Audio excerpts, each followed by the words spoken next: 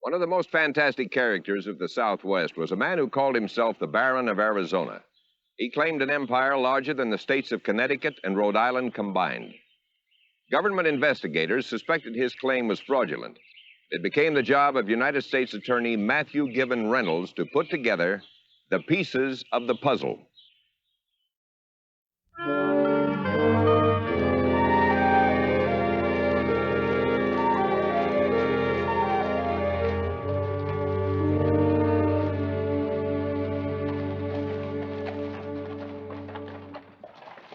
Hey there, Mr. Whedon. Oh, Bill. I'll bring you to Tucson. Well, a newspaper man's supposed to go where the news is, Bill. What's going on? Oh, it's the Rivas trial. Matt Reynolds is supposed to talk to some witnesses. You don't believe Rivas really is a baron, do you?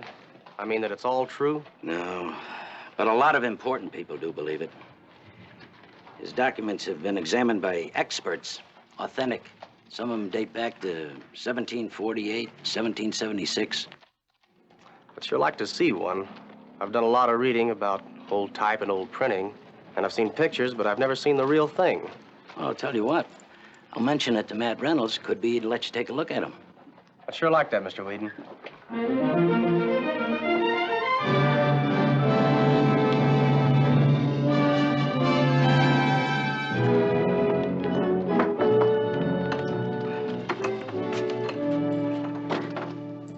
Morning, Matt. Tom. Yes, it is morning, I suppose. You haven't been here all night. Well, the trial's less than 2 weeks away. I've got to be ready. Any word from your man Prevost? Oh, he's still in Spain. Oh. Oh, will he make it to Santa Fe for the trial? He'd better. I'm counting on him to find out something about Rivas's dealings there. You know, Tom, Rivas must have made a mistake somewhere, but where? When he first came to Arizona, that's where. The more I go over these papers, the more hopeless it looks. It's like a puzzle with pieces that go back hundreds of years. Look, Matt, he's a con man with his phony Spanish land grant. The whole thing is a scheme. Yes, but can we prove it? With facts to 5 judges sitting on that bench in Santa Fe. He's no more a baron than I am. Coming around here with his fake deeds, scaring poor folks into paying him so he won't run them off their land. And then threatening those that won't pay. Sending his strongmen to wreck my paper. I know, Tom, I know. And it's up to me to prove it, or 12 million acres of Arizona will belong to James Rivas. I heard you were talking to some witnesses. This afternoon. Speeds things up for the trial. Oh, will Rivas be here? Well, he's supposed to. I notified him. He's still in San Francisco. He and Mrs. Rivas. Matt, you look worn out. Come on, let's get a cup of coffee. All right.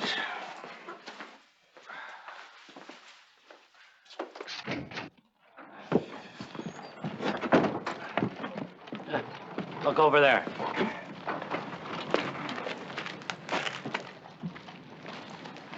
The Baron himself. Yeah, it's him, all right. Doesn't look much like the same seedy character came riding through here 12 years ago. You know, he said he was a newspaper man. You know what he was? Streetcar conductor in St. Louis.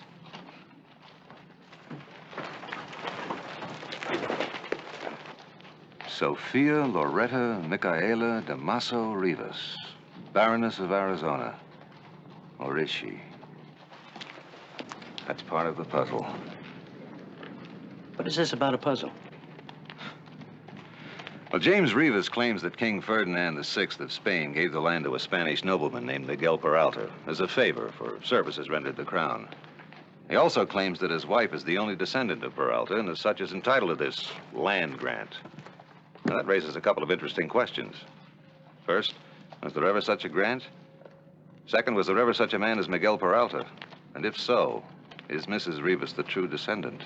Of course she's not. None of it's true. Well, that the court will decide. Come on, Tom, let's get that coffee. Come in. Mr. Reynolds, pleasure to meet you. Mr. Rivas. May I present Mr. Miguel Noe? I'm glad you could come, Mr. Noy. Mucho gusto. Gentlemen, won't you be seated? Thank you. Gracias. Now, as you know, Mr. Rivas has filed a case against the United States. And the questions today are similar to those to be asked in court. Do you understand? Yes. Now, when was the first time you saw Mrs. Rivas? She was just a little baby, 2, 3 weeks old, in San Francisco. What were the circumstances? I mean, how did it happen that this baby of royal birth came to be in San Francisco? Well, you see, my friend Don Jose Ramon de Mazo was the father of the baby, Sofia. He had married a lady from Spain, Doña Sofia de Peralta. She was visiting in California with her mother and her father. That was the second Baron. Yes. Go on, Mrs. Noy. Doña Sofia died when the babies were born. Babies? Twins. My wife was one of twins. And as you probably know, 2 years ago, we became the parents of twin boys. Go on. One of the babies died, a boy. The old Baron and the grandmother, they bring to San Francisco the baby girl. What happened to your friend, the baby's father? Oh, he was sick with grief. He and the old man, they go back to Spain. They died there. Only the grandmother stayed with the baby. Where did she take the baby? To the house of John Treadway. They live there? For a while. And then they go to the ranch of Alfred Sherwood. And she lived there until the grandmother died. How old was she then? I think 15. Then she go to Sacramento, and one day she come back, and on the train she meets Senor Rivas, and that is the way the romance started. The barony of Arizona. Sometimes I wonder why I didn't throw in California and New Mexico for good measure. Beautiful. It's a good job. Tom tells me you're interested in old printing. That's right, Mr. Reynolds. He said that maybe I could take a look at one of those old Spanish papers, if it isn't too much trouble. Well, I don't think that would hurt anything. There.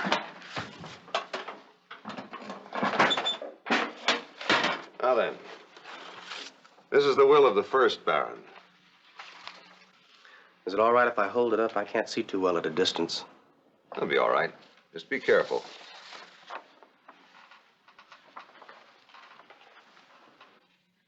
Well, did you ever see anything that old? I don't think it's that old. What do you mean? I don't want to say anything wrong, but... But what? Mr. Whedon, I've seen this type. You know those catalogs I'm always getting? The ones with the new type styles? But even if it were the same, couldn't the foundry have copied an old Spanish type? It's possible, but it sure seems that... Matt, what if he's right? Well, with nothing else to go on, let's check it out. I'll try to get Will Tipton. Who's he? He's a graphologist. Washington doesn't want to spend any more money on this case, but he's the best and it's worth a try. This is the best news yet. The people Now, will... hold on a minute, Tom. Don't go getting their hopes up. Not yet. I mean, we're not sure, and this is only one document. All right, but it's more than we had before.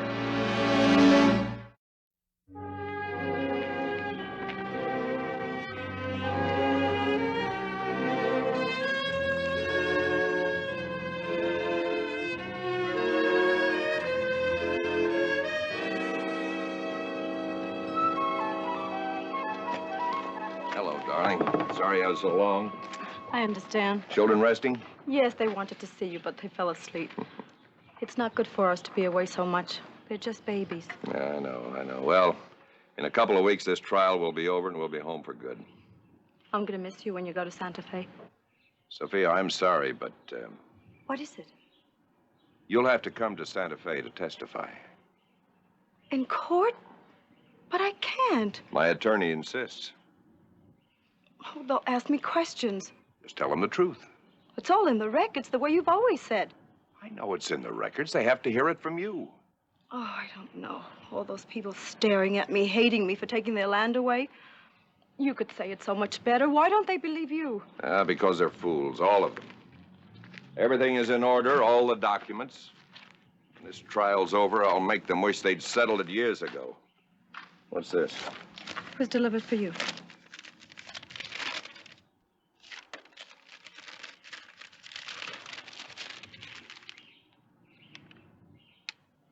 Bad news? It's from my attorney. Can't come to Santa Fe. Well, it doesn't matter. I'll wire Mr. Ingersoll. And if he can't come, I'll handle it myself. I've been doing everything myself from the beginning. I can finish it. James, do you think it's wise to proceed with this trial? What? We don't need this land. But it's ours, by right. What's the matter with you? I'm afraid. Don't you worry. When you take that stand, everyone will know that you're the Baroness of Arizona.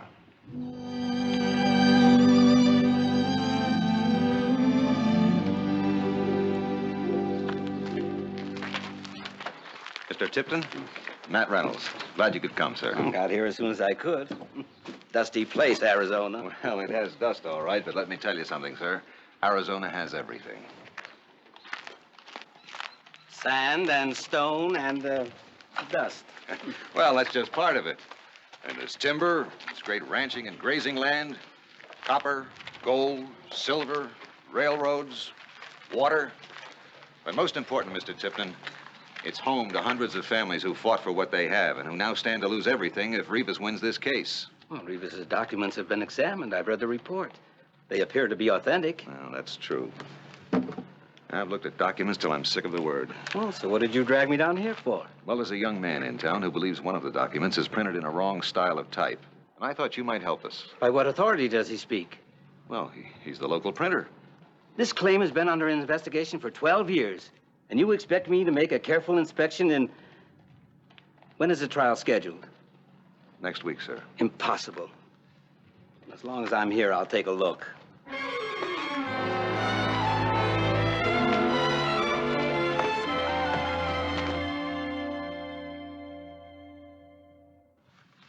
Your name, sir, for the record. Don James Addison de Peralta Rivas, 3rd Baron of Arizona. Objection, Your Honor. The title used by the plaintiff has not yet been established. Sustained. Strike it from the record. You're not being represented by counsel, Mr. Rivas? I'm representing myself, Your Honor. So be it. The defense ready? Matthew Reynolds, United States Attorney, Your Honor. Defense is ready. This court calls it...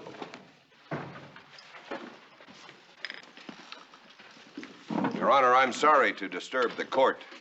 This is evidence to support my claim.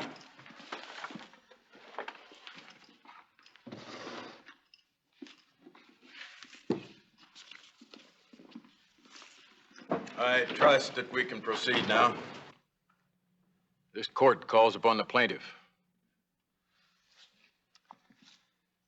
Your Honors, I shall establish, by means of documents, the authenticity of which has been verified by officials of Mexico, Spain, and the United States, that the land lying within that area, known as the Peralta Grant, does rightfully belong to me, as the spouse of a direct descendant of Don Miguel Silva de Peralta de la Cordoba. Born in 1708, he was the son of Don Jose Gaston Silva y Carrillo de Peralta de Mendoza. This is the will of the 2nd Baron, the grandfather of my wife. All of the documents I have are indexed here. They are all here in court. Their authenticity is beyond doubt.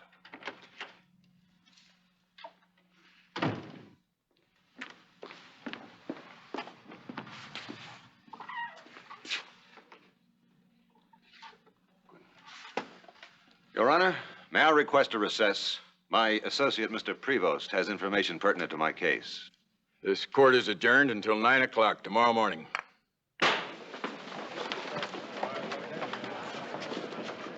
Ask the clerk for whatever papers you need and then come on into the office. We've got a lot of work to do. Mr. Rivas, during the course of the past 12 years, how many people would you say paid you for deeds to their property? Well, that would be impossible to say exactly. Well, approximately. Hundreds?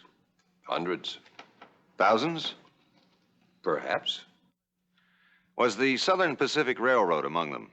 Yes, And the Silver King Mining Company? yes. How much money would you say you've collected from these companies and others, approximately? Oh, I have no record of that. Would you say 5,000? I would say 5 million.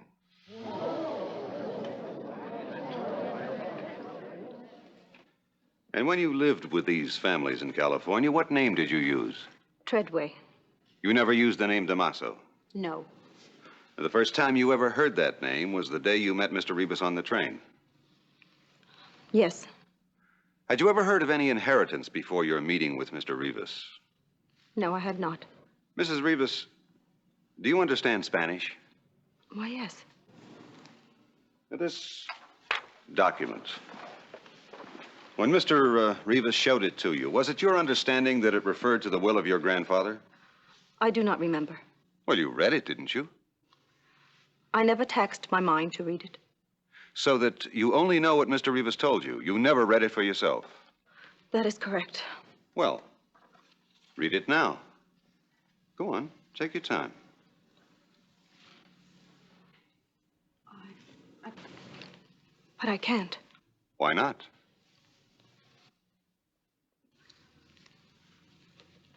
Because I never went but 3 months to school in my life. I cannot read. I demand that the witness be protected. I will excuse the witness until tomorrow. No. We will finish today. I will not come back here again. Mrs. Rivas, do you realize that you're impersonating someone who does not exist and never did exist? I am impersonating no one but myself. That will be all, Mrs. Rivas. Your Honor, I call the Reverend P.J. Stockman, rector of the Church of San Salvador in San Bernardino, California. Father Stockman, do you keep a record book of the births and deaths in your parish? Yes, sir. Is this the book? Yes, sir. Did James Rivas ever have possession of this book? Yes, sir. He had it over a period of several weeks. When it was returned, did you notice anything different about it? Yes, I noticed changes had been made. Oh, would you explain that? 2 pages had been removed and 2 new pages inserted. One listing the birth of twins named Damaso, the other listing the death of a baby boy Damaso and Donna Sophia Damaso. You see, there's another book, a cross index. When I checked against that, I realized what had taken place. That's a lie. You're lying. Mr. Rivas. I'm sorry, Your Honor. According to the records of your church, was there ever a baby girl named Sophia Damaso born there? No, there was not.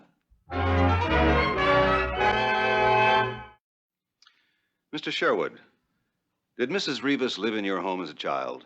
She did. Was there ever an old woman with her, a Spanish woman, a grandmother? No, sir. There was never any person like that. Mr. Sherwood, who was the father of the child called Sophia Treadway? Why, John Treadway. And who was her mother? An Indian squaw by the name of Kate.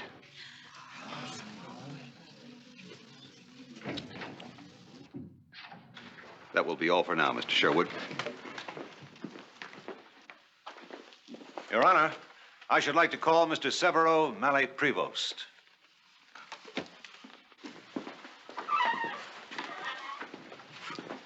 Now then, Mr. Prevost, you have just returned from Seville, Spain, have you not? Si, senor, that is correct. And would you tell us what you found there? Mr. Rivas visited the archives in Sevilla. He stated that he was the husband of the heiress to the Peralta land grant and spent many days going through the files. It is their policy to assign a staff member to guard the documents, and after a few days, Mr. Rivas handed the guard an envelope in which there was a document and requested that a copy be made. The guard, Jose Quintano, noticed that there was something unusual about the document. First, that he had never seen it in the files before, and second, that it was folded lengthwise. None of the files is ever folded there. He reported the incident to his superior, who verified that indeed Mr. Rivas was tampering with the files, attempting to insert into them a document of his own manufacture. A warrant was issued in Sevilla for the arrest of Mr. Rivas. However, he left the country before it could be served. Thank you, Mr. Prevost.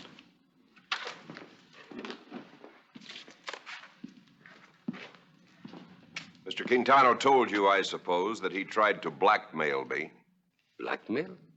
He knew that I was looking for documents which would complete my evidence for this claim.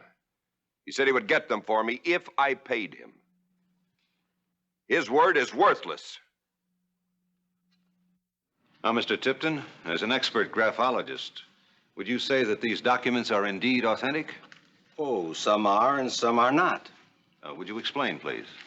Well, take this one. It's dated 1758. In my opinion, the paper is genuine. However, it has no bearing whatsoever on the Peralta grant. As you can see, this title page, which is genuine, has pasted over it a very thin piece of tissue. Now, these two lines written on the pasted tissue do refer to the grant. They were written with a modern writing fluid and with a steel pen. Is there anything unusual about that? Well, the steel pen wasn't invented until 100 years later. Now, this next paper, this is printed, however. The type used is modern. On this one, the original name was erased and the words Baron de Arizonaca substituted. Go on. Now here, Describido, it says. It's written by a clerk at the Spanish court. It is supposed to be the past participle of the word to describe. The correct word is discreto. This word, P-A-S-S-O, should be paso with one S. Same with this one, meal, should be one L. Any others? Oh, lots of others. Every document I examined was altered in some way or was an out-and-out forgery. Objection. I object. Mr. Tipton is an expert witness, Mr. Rivas. Go on, Mr. Tipton. But they're not forgeries. You're lying, all of you. It's collusion. Sit down, Mr. Rivas. I'll have you for contempt.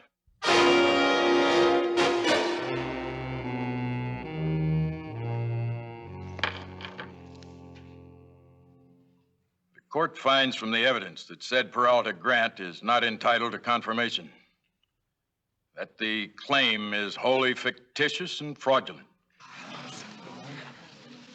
It is therefore ordered that the claim called the Peralta Grant is rejected and dismissed. And Mr. Rivas will remain in this courtroom to be placed under arrest by the United States Marshal for perjury and attempted fraud. This United States Court of Private Land Claims is adjourned.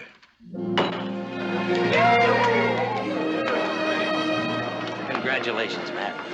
Congratulations.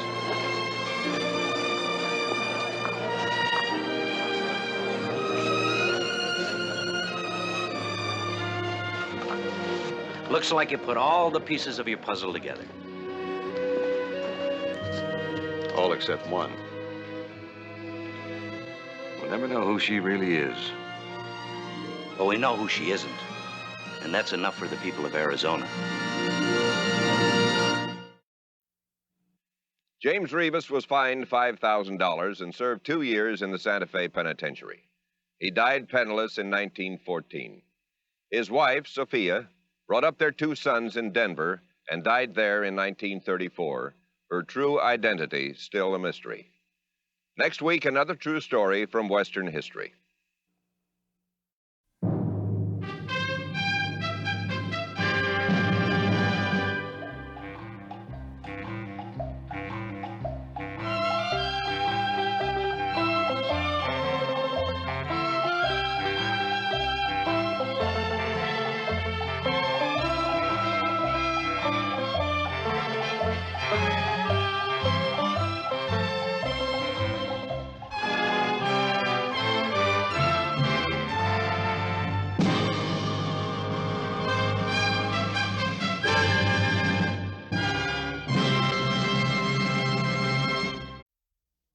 The pages of history are filled with great men who are plagued with bad habits.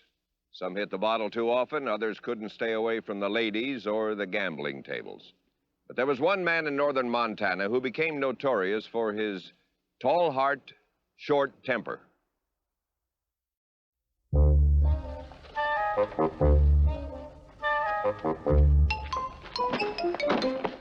Terribly sorry, Oh, that's quite all right, Reverend.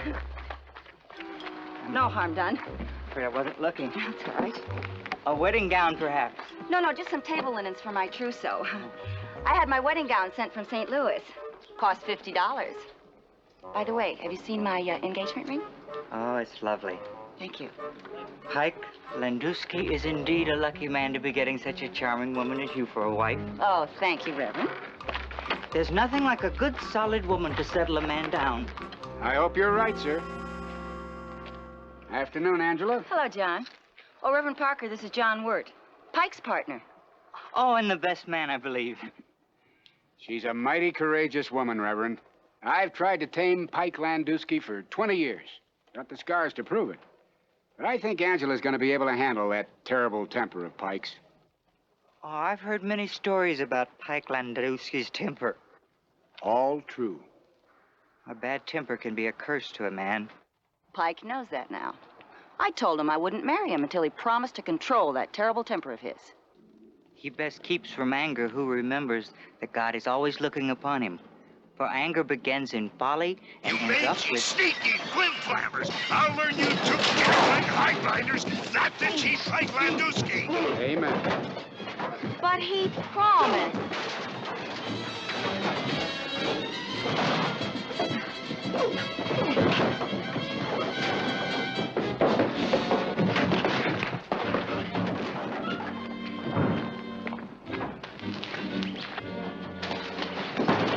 Take your right gut beer with you! Angie! Angie, I know what you're thinking, honey, but them hunkers cheated me. I caught them at a bare-faced and red-handed. And then they pushed the spiked beer on me. Angela, please try to understand. Oh, I understand, Pike. I understand perfectly. Why don't you take this and wear it in your nose like the other savages? The wedding's off, Pike, for good. I never want to see you again. Angie? Angie.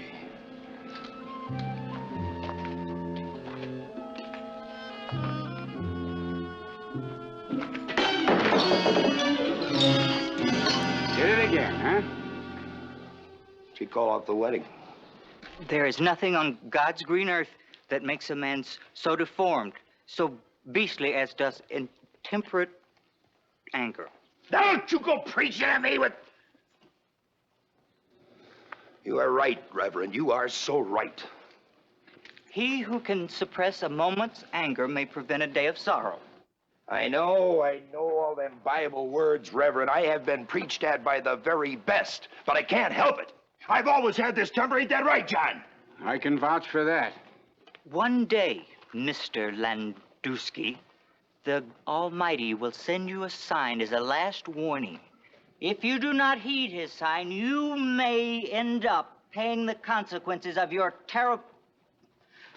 pagan wrath.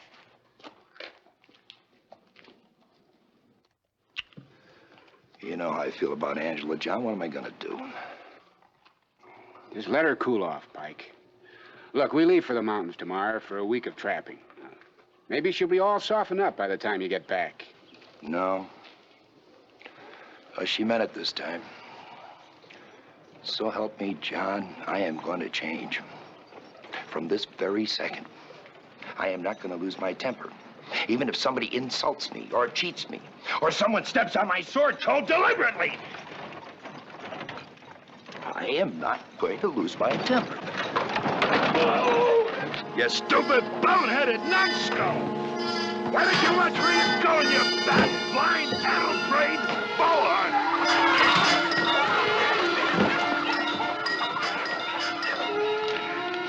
It won't work, John. She had that look in her eye today. Now, look, I'm not going to have you moping around up in that mountain for a whole week while we're trapping. Now, go on. Go on, go on.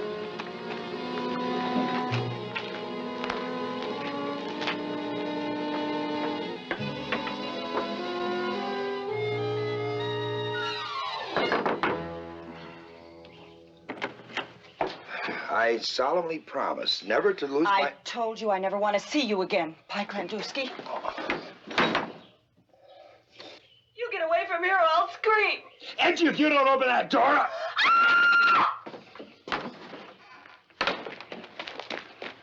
She got a strong will, that woman. Never seen a female that didn't. Yeah.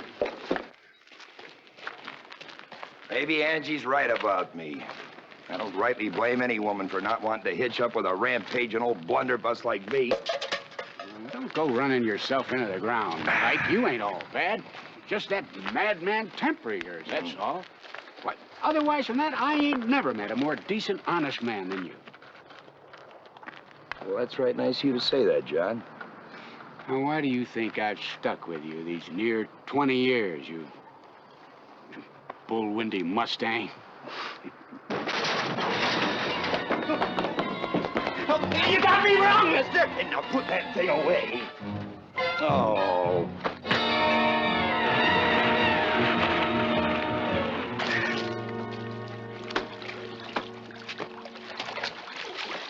Don't you know you can hurt people with guns, son? Now, you take care of yourself. What is it this time, Henry? Well, we was playing poker, and I get me a straight, and he raises $4, and I put up my solid gold watch, and he bit a chunk off the fine timepiece and said it was brass. Accused me of lying. Were you? No, it's a good watch. Listen, that straight was the beginning of a lucky streak. I can feel it in my bones. Listen, lend me 5, will you? Henry, you're a professional loser. I can do it. I know I can. If I had $5, I could get even. Well, here you are, Henry. Thanks, Pike. I'll see that you get it back in the morning. That's about 35 he owes you now. Oh, Henry's a nice fella. He just can't help himself when it comes to his gambling. It's like me and my temper. I need a drink. Well, just one. We got to turn in early. Now, it's a long haul up the Muscle Shell to our traps. Evening, Roy. Hey, Roy. Oh, I better take him home.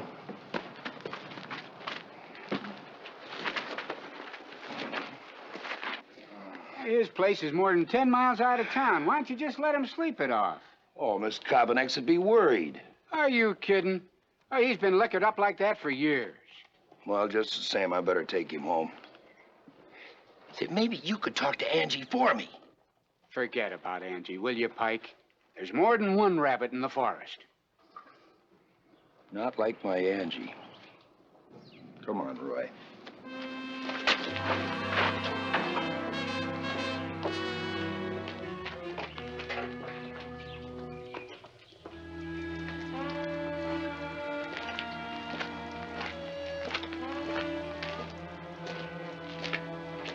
Morning, Angie. I'm leaving for the mountains this morning. I'll be gone a week. Give me another chance. You've had a dozen chances. Look, I promise. And a dozen promises, all of them broken. Look, Pike, it's all over. Now, please go away and leave me alone. Angie, you listen to me. Sorry it wasn't beer, Mr. Landowski.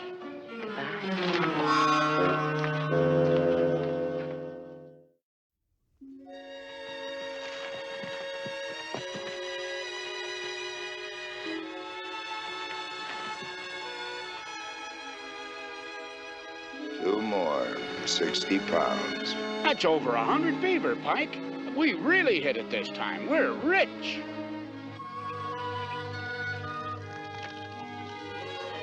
Don't matter if I'm rich, you can't buy a woman's love.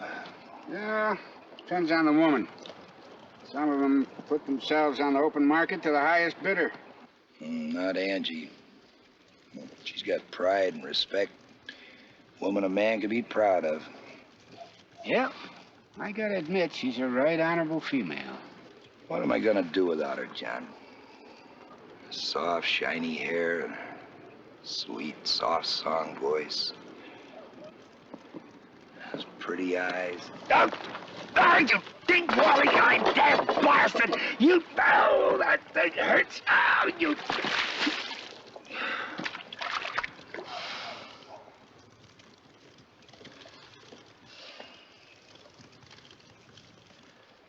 just sit there. Give me a towel.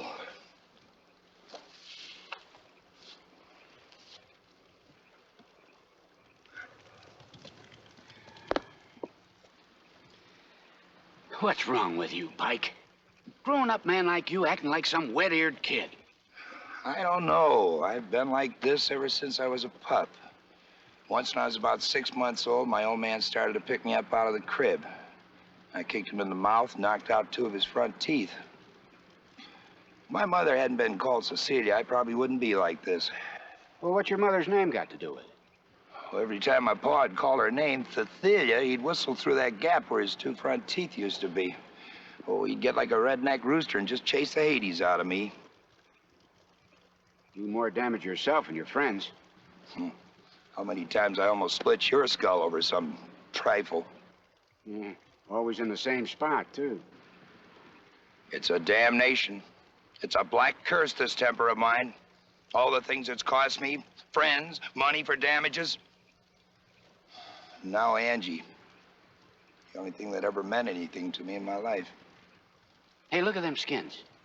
We must have easily $1,000 in pelts stashed here. That's $500 apiece. What good is it?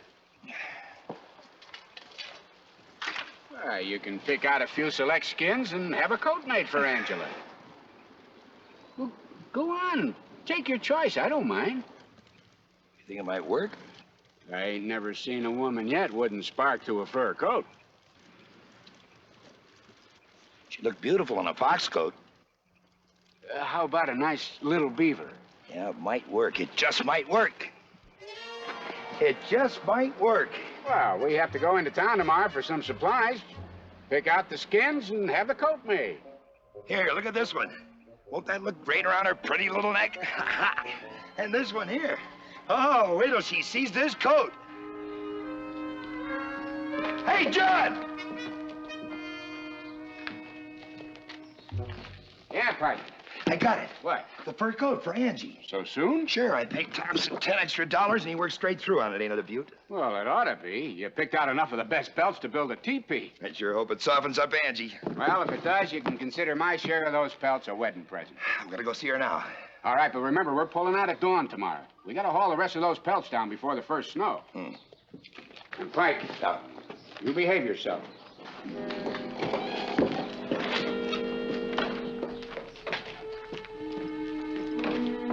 Hey, Henry! Hello, Pike. I was looking for you. I heard you were back. About that money I owe you. You want to call it even? Forget what you owe me? I'll tell you what I got in mind.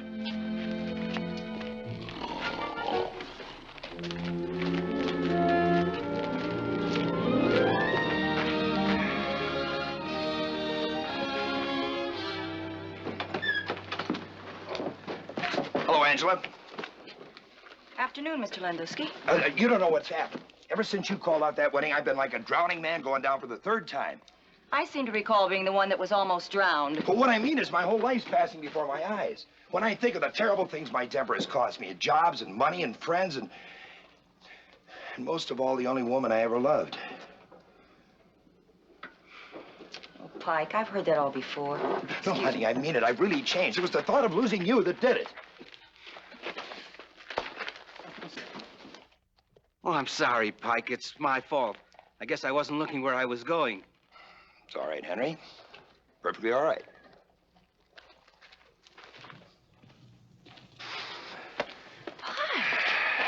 You were actually polite to him. I told you I'm a changed man. I've got a wedding present for you. Pike, it's the most beautiful coat I've ever seen. Oh, Pike, if I could only just believe that... I'm just like a saddle-broke bronc waiting to be reined in. Oh, why you betrayed Alfred?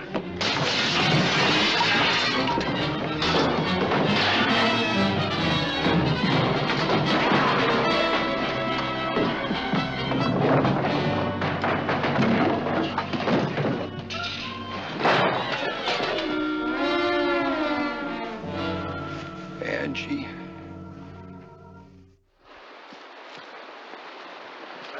Let's stop and rest a while. We've been pushing on for 3 hours without a stop.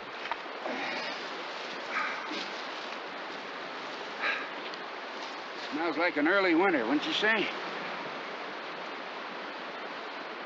Oh, come on, Pike. It ain't the end of the world, you know. I lose my girl, waste $30 in damages, and some big jughead drops a 50-pound box on my bad toe. Still hurt you, eh? Aching and throbbing like it was hit with a smithy hammer. Toe's had a mouth, this one would be screaming. Well, that toe's been bothering you for months. I still say it's them boots. It's me. It's the badness coming out. The poison of my bad temper, gnawing at my very foundations. Pig feathers. You sound like that Reverend Parker now. He tried to warn me and I wouldn't listen. Oh, so, you calculate that sign he sermoned you about is that pain in your big toe, huh? Okay. Come on, Pike, let's get back to camp so you can soak the sting of wickedness out of that evil thing. Or remember, heal who he toe. That's how it's coming from over the rise. The camp.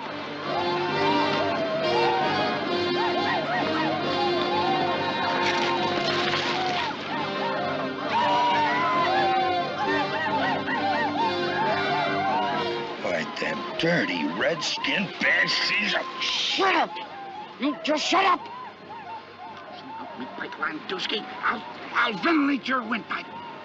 Those furs are just as much mine as they are yours. But I value my scalp more than I do some animal skins.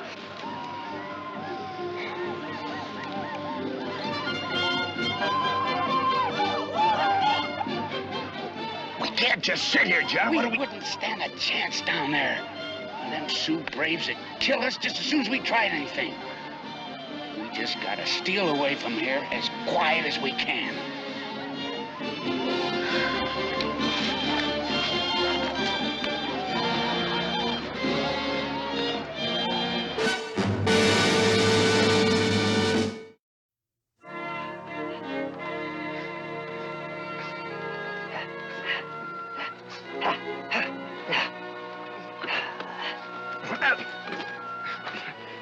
Easy, Pike, easy. If he nicks me once more with that sticker, I'm gonna give him a mouthful of fist. They're just toying with us. Now, don't aggravate. He's aggravating me. Now, please, Pike, if you ever simmer down to it now.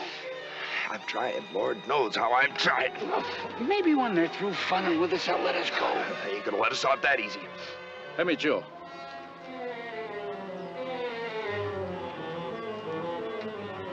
Shija. Okay.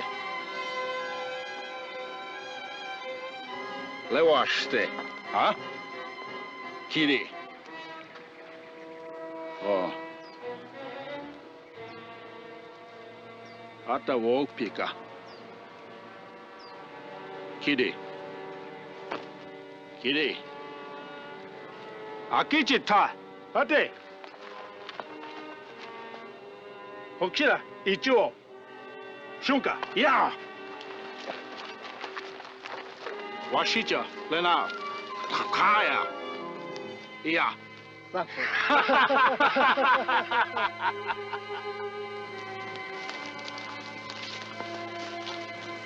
What is it? You understand that Sioux lingo? They're gonna tie us by our feet to them ponies.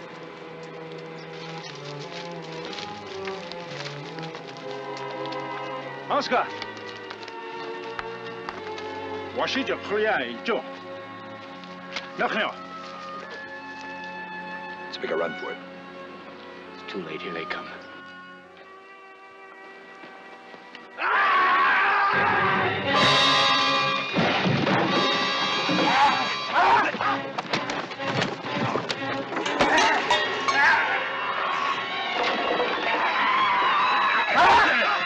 You red dog, you senior.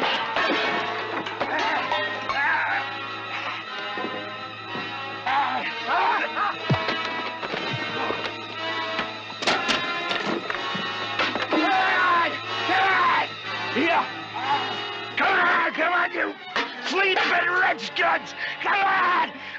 White man, mad. Like white mouth dog. The gods warn. Not kill man, mad like dog. God say, punish Sue if he steal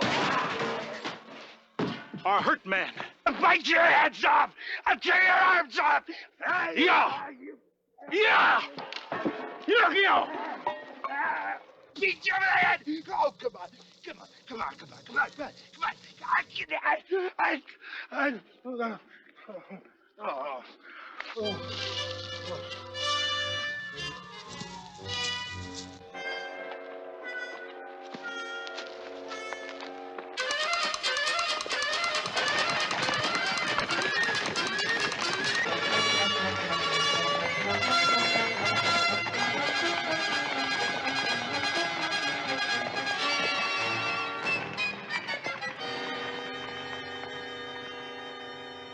They thought you was crazy.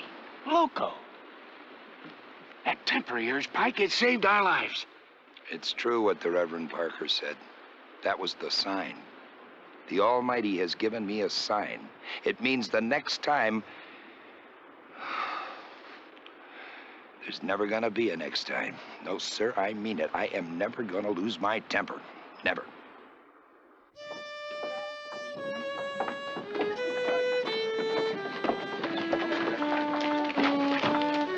Well, you two finally made it, and I'm glad. Ah, he's a changed man, Angela. Yes, all the bad is gone and there's only sweetness left. Well, I don't know about that. You threw off the shackles of your terrible anger as St. Michael routed the devil from heaven. Well, he sure routed them Sioux anyway, huh? We better be getting, Angie. It's 4 hours to our cabin up in the mussel shell. Look who's coming to see you off. Boy, it's good to wish us well. Oh! Oh,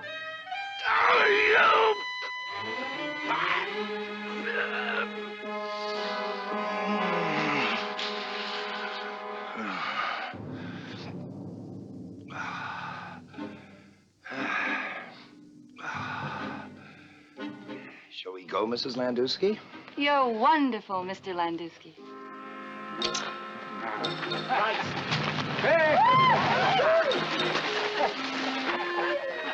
Now, you be careful of my dress. Pike, it cost $50 and I want my daughter to be married in it, okay? I'm sorry. Honey. You clumsy ass! Look what you've done to my dress! I told you to be careful, Pike! Oh, you dim-witted, fan-brained, bond-hole! I told you to be careful of my dress! Now look what you've done!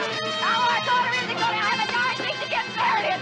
Look what you've done to my dress! Now our daughter can't get married in! God, mind you! I told you to be careful of my dress! Now look what you've done! Now our daughter isn't going to have a darn thing to get married in! Look what you've done to my dress! Dim-witted! Pike Landowski discovered his bride had a temper to match his own. They still talk about Pike's violent temper, especially in a Montana town just off Highway 191, a town named Landowski. Next week, another true story from Western history.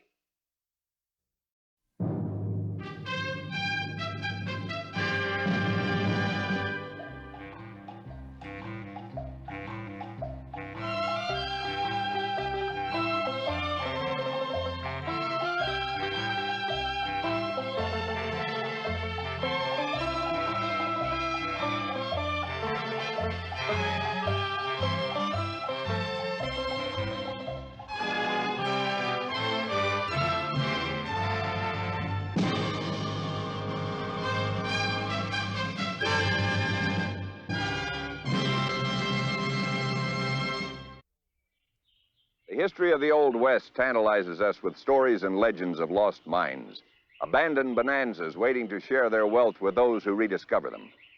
Such a mine was the Black Prince near Breckenridge, Colorado.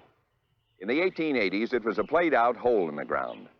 But by a twist of fate, it beckoned to one Stony Wilson, a retired miner, who heeded its call and entered Western folklore as the man who discovered the secret of the Black Prince.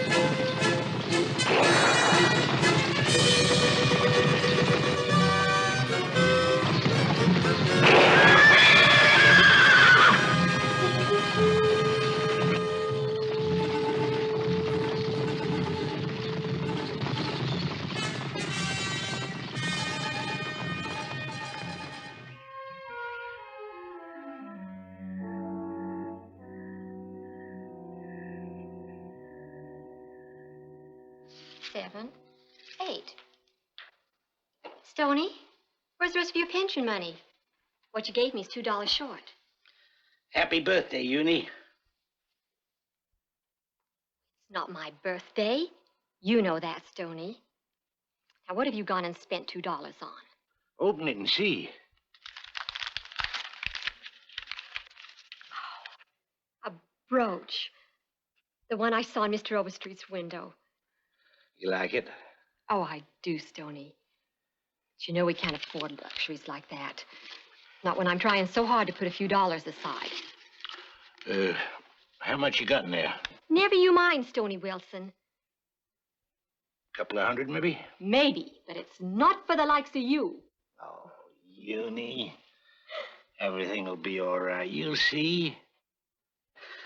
Look, we've got enough pension money, and I've got chores to do for the neighbors, and they'll give us spending money. Oh, Uni, I'll always look after you. You know that. Land's sakes, you always have. Now get. Go wash your hands. I got supper to fix.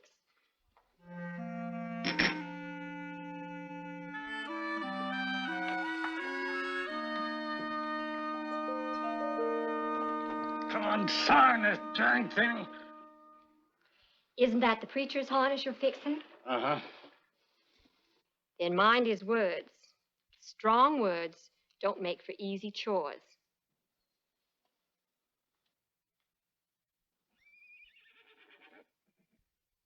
What was that? I didn't hear nothing. There.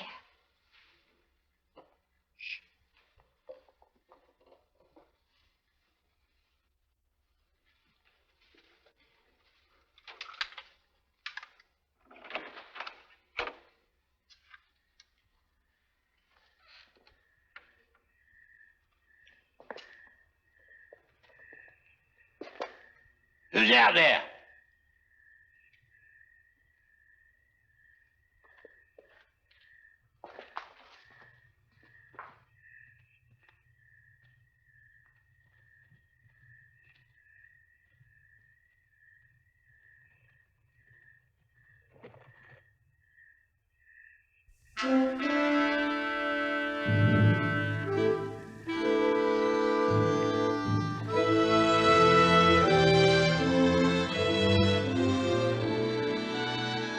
Uni, come on out here.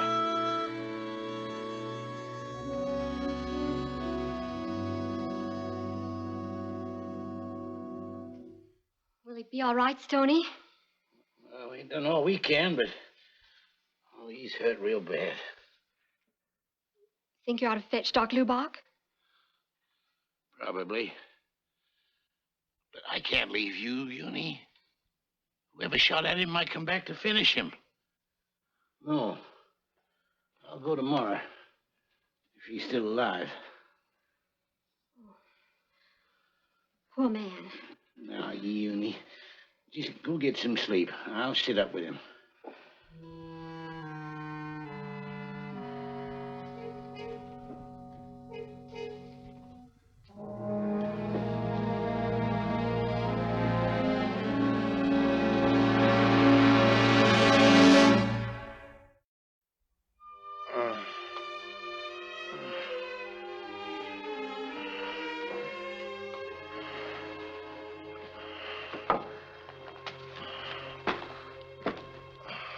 Well, howdy. Where am I? Who are you? My name's Stoney Wilson. You're at my place. What's your name, mister? Ross. Duke Ross. I'm hurt bad, ain't I? Yeah, I'll go get the doc. No. Nothing's gonna help me. There's no time. I gotta talk. You gotta do something for me. I got money in my pocket. Enough for a decent burial. You take it. See that I get a proper burial. Do that for me, will you? Sure, I'll do that, Mr. Ross. You take care of him. I'll do something for you. That's all right. There's no need to worry about that. Don't talk, just listen. You know the Black Prince mine? It ain't much of a mine, Mr. Ross. Why, it's all played out and flooded. It's just a hole in the ground. You can buy it. Cheap. $200 maybe. I got no need for the Black Prince, Mr. Ross. You do. There's something in it. Buy it. Buy it, you hear? Mr. Ross.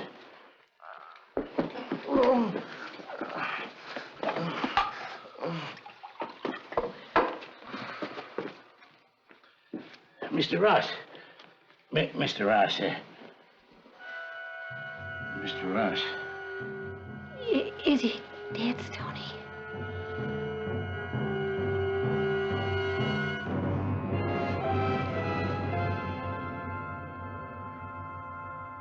Oh, man. And you say he died this morning? Do you know who he was, Tony? Well, he said his name was Ross. Duke Ross. You know him? We've been looking for him. He and two others tried to hold up the inbound stage yesterday. His two partners got shot, but Ross got away. You mean me and Uni was comforting a road agent? You sure were. Ross is wanted in 2 territories for everything from armed robbery to murder. If I'd have known that, I'd have brung him in last night. That's all right. You didn't do anything wrong, Stoney. Well, I surely hope not. By the way, did he tell you anything before he died? Oh, yeah. He told me to see that he got a decent burial, and he gave me money for that. But nothing about his robberies? Nothing about why he came back to this part of Colorado? Well, no, he never told me nothing about no robberies, and he never said why he come back either. Well, you can't do any more harm. I'll run out to your place with Doc, and we'll bring him back.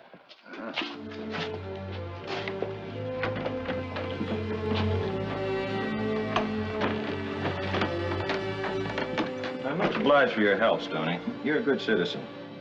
Yes, sir.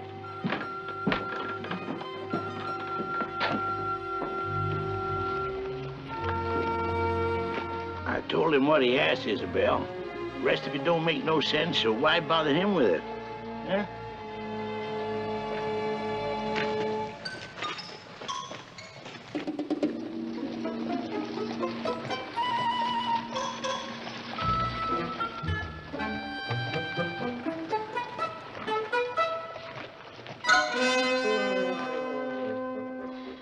I can't believe it. I don't believe it. I don't. Uni, I made a real good buy. $189, and I bought the whole mine. The Black Prince. And it took everything I saved. Oh, Stoney. Why? How could you do this? Uni, please don't cry. I bought it for us. For us? Every cent we have poured down a sinkhole full of water, and you stand there and say you did it for us? Well, I did. Uni, I never had nothing worth having in my whole life excepting you. I mean, I never owned nothing. Nothing I could share with you and say, Uni, it's ours. Yours and mine. Oh, Stoney. Uni, there's so much I want to do for you. So much I want to give you. I want to make up for all them years after my accident. And for my bad leg and just the way we've had to live. Oh, you've got nothing to make up to me, Stoney. Oh, yes, I do, Uni. And the Black Prince is going to change all that. I know. If it's what you really want, Stoney, if it means so much to you, It does. then it's what I want too. Uni. Uni. We own something.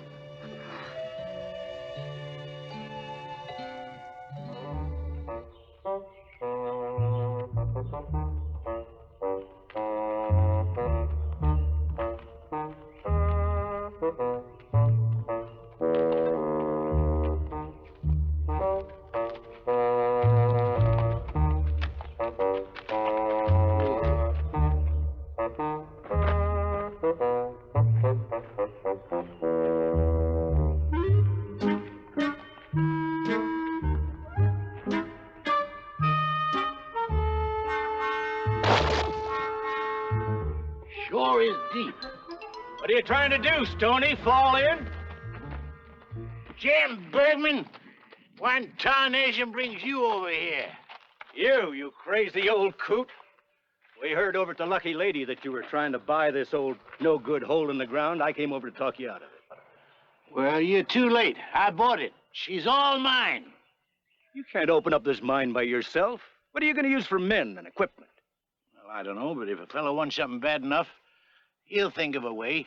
Don't you worry none about me, Jim. None. Oh, just like that, huh? Well, I can tell you it's not quite that simple. Mining takes equipment, and equipment costs money. Well, seeing as how you're superintendent of the Lucky Lady, maybe you'd be of a mind to loan me a rig just to get started. I can't loan anything, and renting a rig will cost you $1,000. Now, how are you going to get it? Well, I don't know that either. Watch it, Stoney. Oh.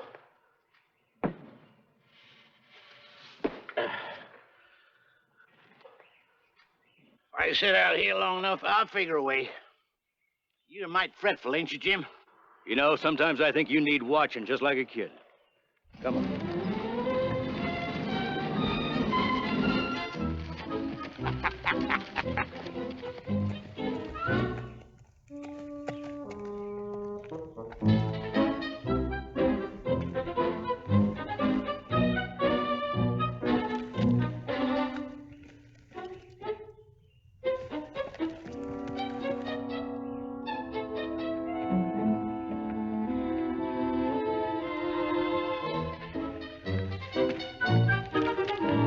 Now, Jim, I expect Stoney knows what he's doing out there.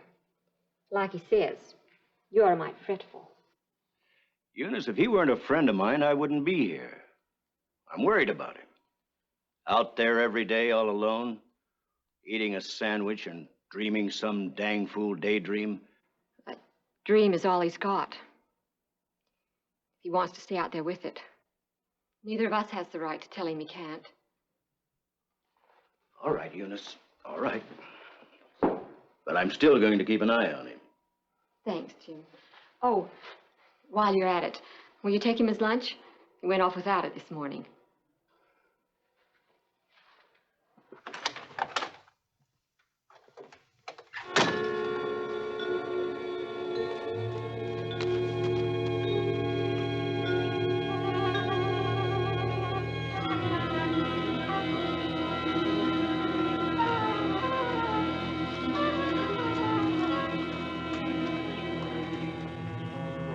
Stoney? Stoney! Where are you?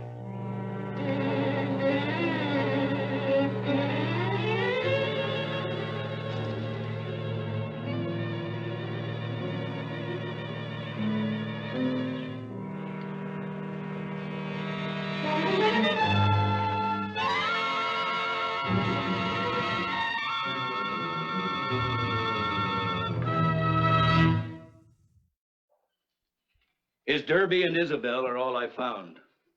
This was floating on the water. No sign of him in the shaft.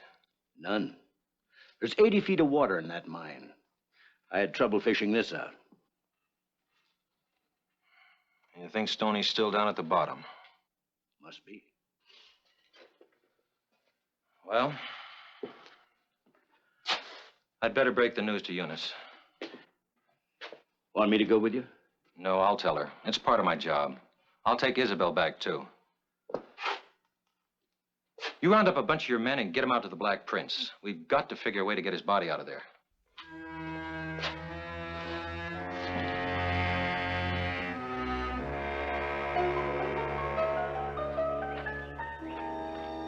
No luck, Irv? None at all, Mr. Bergman. We've been fishing for over 6 hours. Not a sign of it. I hate to say it, but I think we're wasting our time. If he is down there, he's buried so deep we'd never get him out with a hook.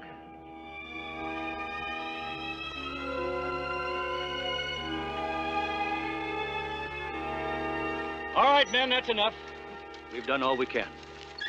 No, you haven't, Jim Bergman. Oh.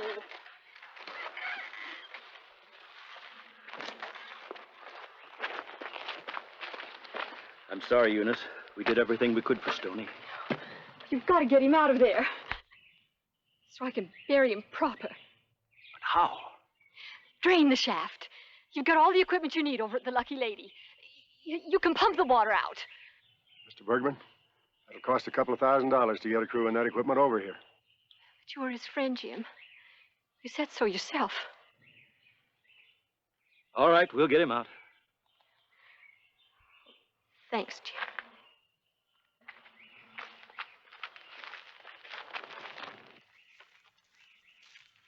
All right, some of you men go back to the Lucky Lady and get a pumping rig. And plenty of black coffee. We may be here all night.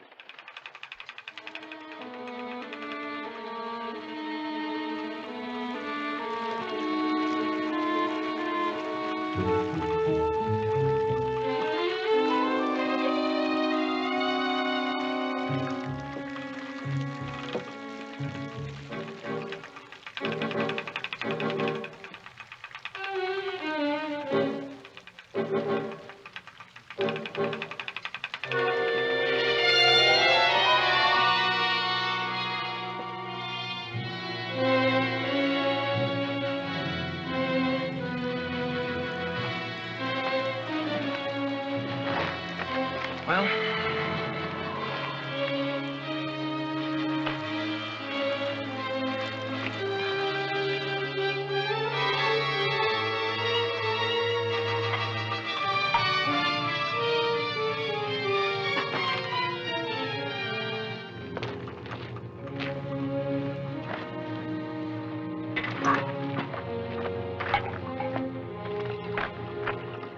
any luck, Jim? None. We got all the water out by dawn. All we've brought up in the last 5 hours is mud and some old mining equipment. Mr. Bergman, we've hooked on to something pretty heavy. Well, bring it up!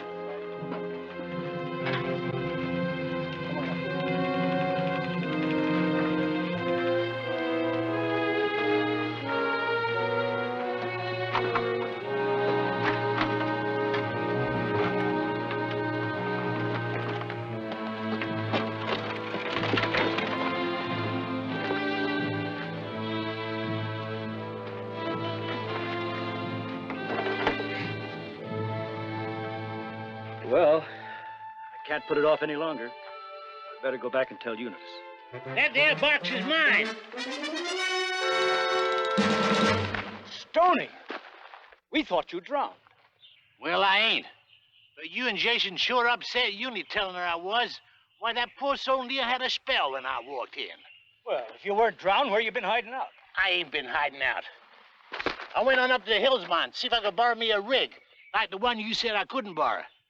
Appears now I could have saved myself the trouble. Why, you old buzzard! You got us to do this on purpose, to drain this blasted old mine of yours so... But why? What were you looking for? Well, I don't rightly know. But I sure had me a spell when I see you pull up that there box. You were watching? Yeah, I was watching from the rocks out there. You know, a man gets a mite curious when he sees fellas trespassing on his property. Trespassing? Well, it's been a long day, so if somebody give me a hand, I'll take my box and I'll be getting on home. No, Stoney. You ain't taking it. But it's mine. It was on my property. Maybe so, but nature didn't put it there. I got a hunch it has something to do with your friend Duke Ross. Put it on a wagon, boys. We'll hold the grand opening in town. Yeah. Why, Jason Marble, you and Jim, you just don't trust nobody. Yeah. Well, that's all of it. $54,000 in gold. And you ain't gonna let me keep none of it, Jason. No. It's stolen property, Stoney. It was taken from Wells Fargo months ago by your friend Duke Ross. I guess that's why he came back to Breckenridge, hoping to get it out of the Black Prince mine. Well, it seems like we both went to a powerful lot of trouble for nothing. Not exactly. I got a wire from the Wells Fargo people authorizing the bank to pay a reward. Reward? $10,000? All here and accounted for. $10,000? Yippee! Oh, what's going on here? Where'd you get that? It's ours, Uni, ours. $10,000 reward from Wells Fargo. Oh, Stoney! Oh, I'm glad, you old coot, even if you did put people to a lot of trouble getting it. Well, here you are, Jim. Well, what's this for? Well, I'm beholden to no one. Some of it's for renting the equipment, and you divide the rest between the men who come to fish me out. And mind you don't go keeping too much for yourself, Jim. Thanks a lot. You're quite a man, Stoney Wilson. But I'll take care of the rest of this. Well, anything you say, Uni. Gentlemen. He's right, you know. About what? Tony's quite a man.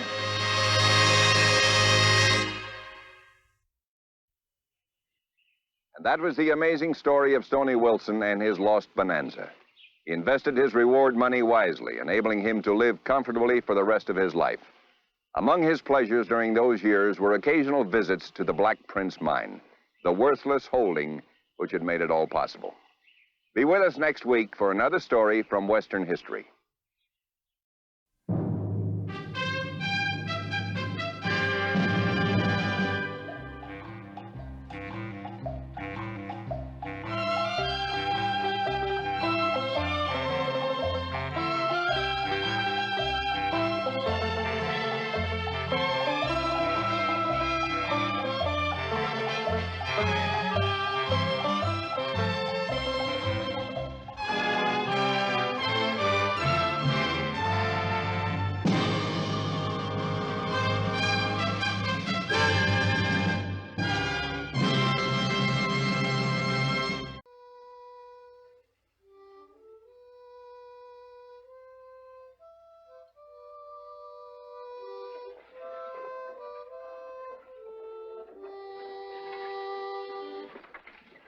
Hey, recognize the tune? Yankee Doodle. Oh, come on, Bill. You know what I was playing. Now, what was it? It's a real popular song. Rock of Ages? It's Home Sweet Home. Why? Why? Because tomorrow we're going to pull into Mojave after being out for 21 days. That's why.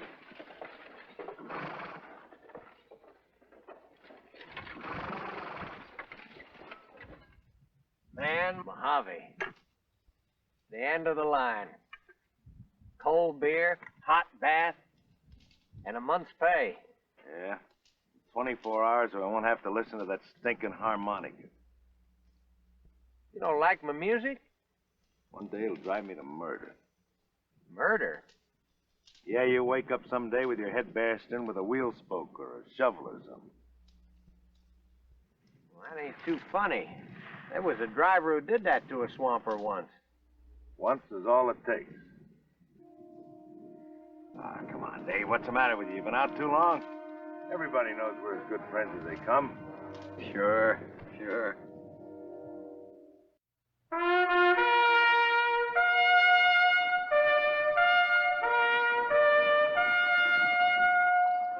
Death Valley Days. Howdy, folks. I'm the Old Ranger. It's the year 1883. We're in the desert settlement of Mojave, where the long line teams wind up their 21-day round trip to Death Valley. 21 lonely, monotonous, heat-tortured days, when a mule skinner and his swamper see no other human beings but each other. No wonder nerves get frayed and tempers cracked under the strain. Now, Bill Ferguson and Dave Miser are good friends. They've worked together for a whole season, which is something of a record. Still, if there's the slightest evidence of dissatisfaction on either side, they'll be shifted. The company had one tragedy on the road. They're taking no chances ever again of men being driven to the breaking point.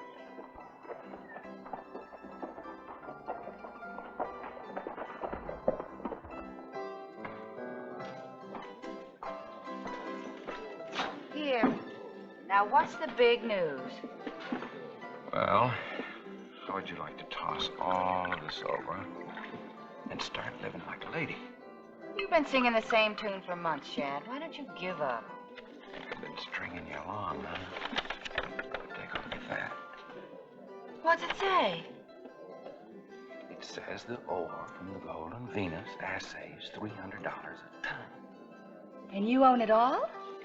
Well, I did have a partner of sorts. What kind of sorts? Well, this is an old abandoned mine we located, worked together, and it didn't pan out. So we quit.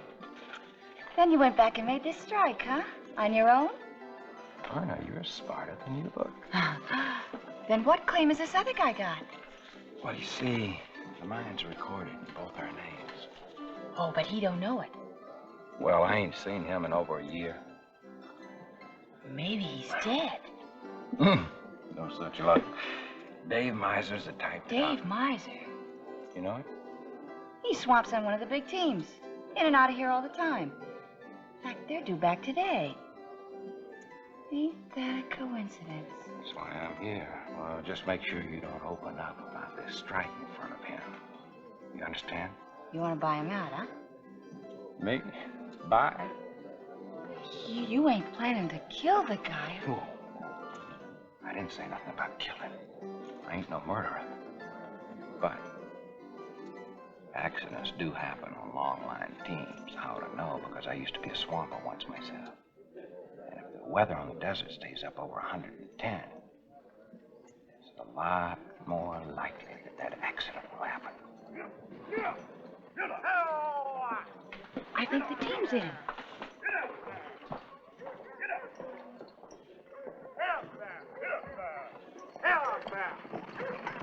Help there!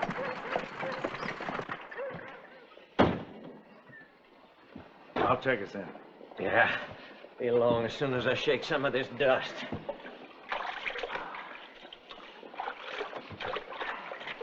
Hey. Shad Cullen. How are you, you old dirt grubber? Never better. How come you're in Mojave? Oh, I was just passing through, and they told me you was coming in, so I hung around. Oh, real good. How's everything? Oh, slow. Ah? You been doing any prospecting? Just try and get a grub stake. So, you, swamping one of the big teams, huh? Gotta eat. Yeah. Who is your teamster? Bill Ferguson. I don't know him. Oh, he's a great guy. We've been working together ever since he signed on, nearly a year ago. Are you still on speaking terms? Well, sure. Well, how are the horseflies? Oh, as bad as ever. Say, look, Shad, I got to report to the super and collect my pay, so I'll see you later, huh? Well, yeah, but how about a little drink? Maybe some poker over at the Silver Nugget. Oh, sounds real good. Well, great. Bring your partner. Sure thing.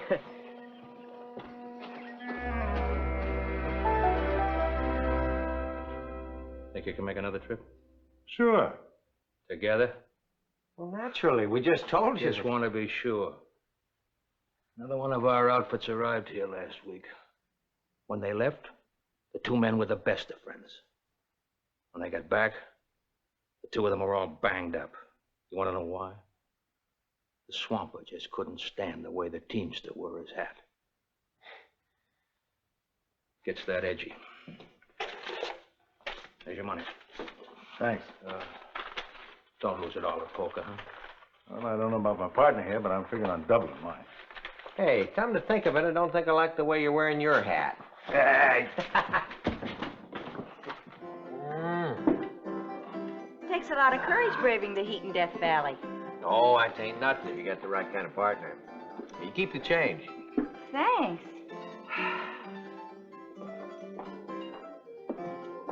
Miser told the super didn't have any complaints. Why? Did he tell you any different? Well, no, not in so many words. Miser and I get along fine. Oh, sure. But old play it safe Miser still carries a gun. Gun? Didn't you know? No. Now, that's Miser for you. Secretive cuss. Never would come right out and face you with anything. Maybe that's the reason he likes a swamper's job. He can sit behind the other fella. You don't like him, do you? Well, I just don't trust him. But that's my personal opinion as a former partner. How about another round, Jack?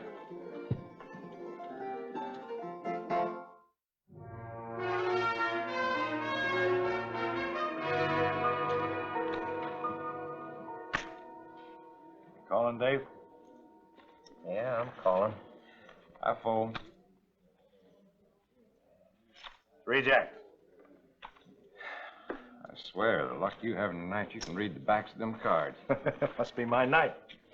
Sure ain't mine. I could use a drink. On me. Well,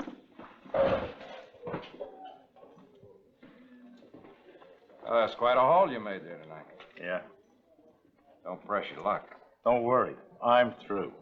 Now, when I'm talking about carrying that cash out of here with you in the morning when you pull out. What else will I do with it? Leave it with you? The miser's sore as a ball for you cleaning him out. Really got blood in his eye. Why? I want it fair and square. I won't stop him from trying to get it back. I know Miser when it comes to money. He won't stop at nothing, and I mean nothing. He carries a gun. I don't know why you shouldn't, but I don't know why I'm giving you advice. Never appreciate it.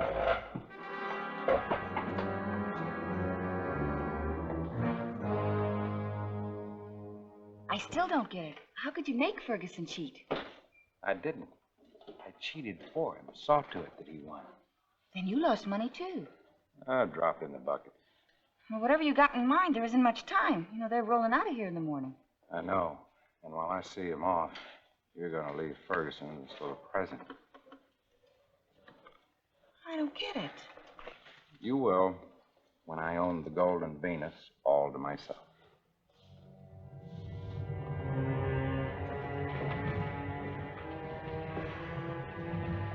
Know where to stash the cards? Now, I'll keep his partner busy. Dave? Good luck. Thanks. Sure don't envy you heading out in that furnace. Well, it's my last trip. Oh? For the season. Oh. Oh, What then? well, you wouldn't like to give another try to the Golden Venus, would you? Oh, I still think there's good ore in there, and our claim is still good. What would we use for money? Yeah, you're right. Hey, speaking of money, you often get into card games with your friend Ferguson? No, why? Well, last night's experience ought to learn you. He's a real slick one. Well, what are you trying to say, that the game wasn't on the level? I'd bet on it. Well, how much did you lose?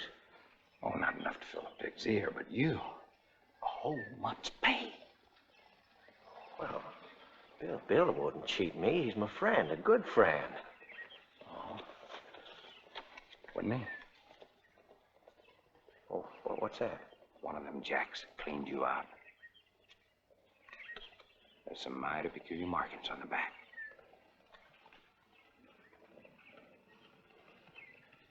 How come you didn't say anything about this last night? Well, I didn't think anything about it until I saw Ferguson pocket the deck. He overlooked that one. I'd sure give anything to see the rest of them cards. Maybe I can do just that. Yeah, but you be careful. He's carrying a 6-shooter. Bill? Yeah. Now, I know you don't have time to get one on your own, but just don't forget where you borrowed this one. Stay in the shade, huh? Yeah. Good luck. Come on, Dave. Let's get rolling. So long.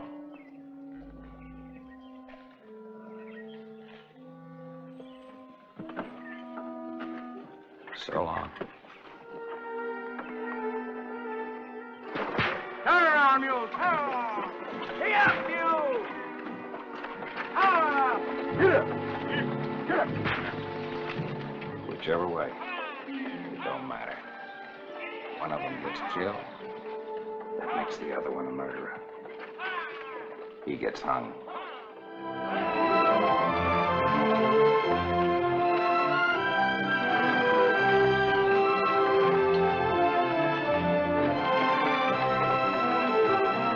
Come, Beulah! Up there, mule! Come on, Beulah! Go! Hey up, mule!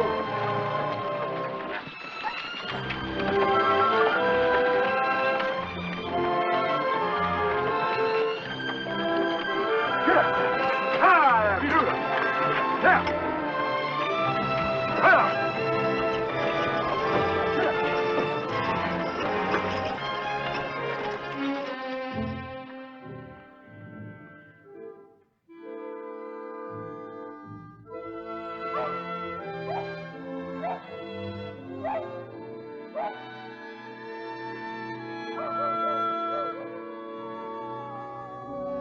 Drop it. After my poke, huh? No. I was just after some medicine. I got a bellyache. Well, it's true. My stomach's like a rock. I've been all doubled up. Well, you touch my money and I'll double you up for keeps. Never knew you carried a gun. Well, you know it now.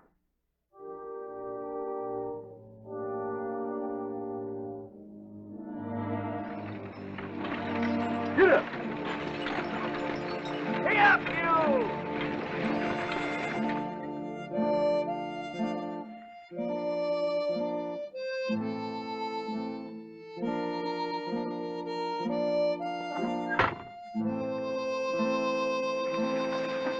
Ah!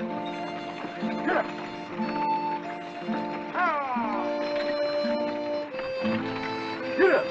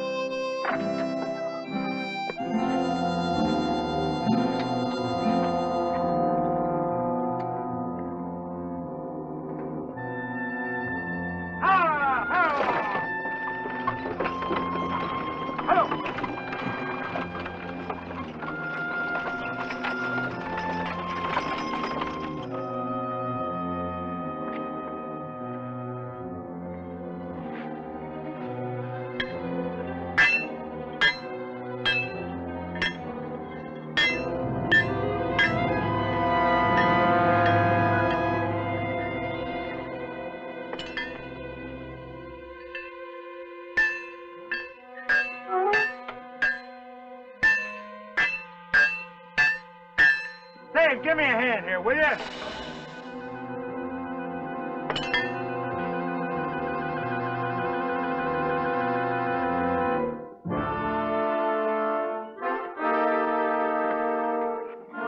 I warned you, you sneaking thief.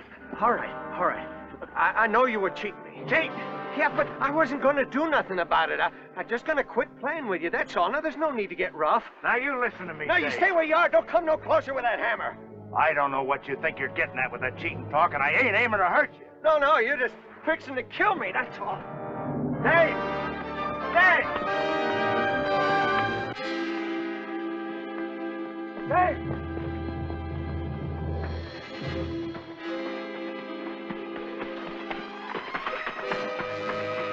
Hey, Dave! Dave!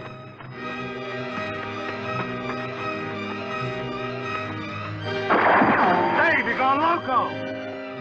Dave!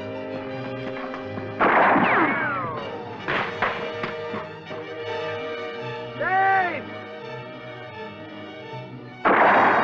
Stay where you are, Ferguson. Don't come no closer. Dave, I'm your friend, you know that. Look, you just got a touch of the sun, that's all. It cracks you up. I tell you what, you come along with me. We'll go back to the wagons. I'll put a tarp up, keep the sun off you. And you can rest easy all the way to the mine. Okay?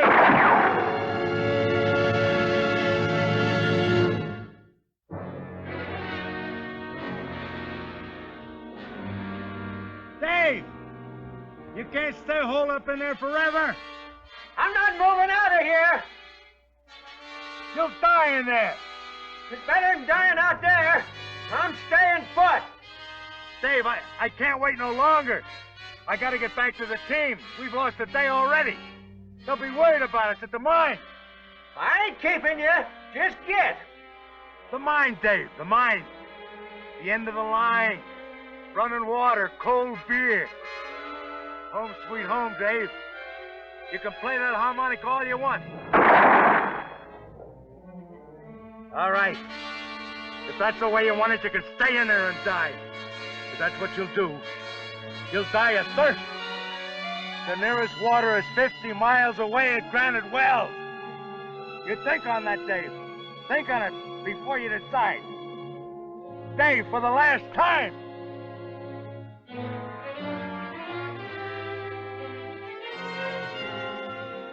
I'll leave you a canteen of water down where we camp. You come to your senses, it'll keep you alive till I get back. You ain't getting me on the open with that fool, Dodge.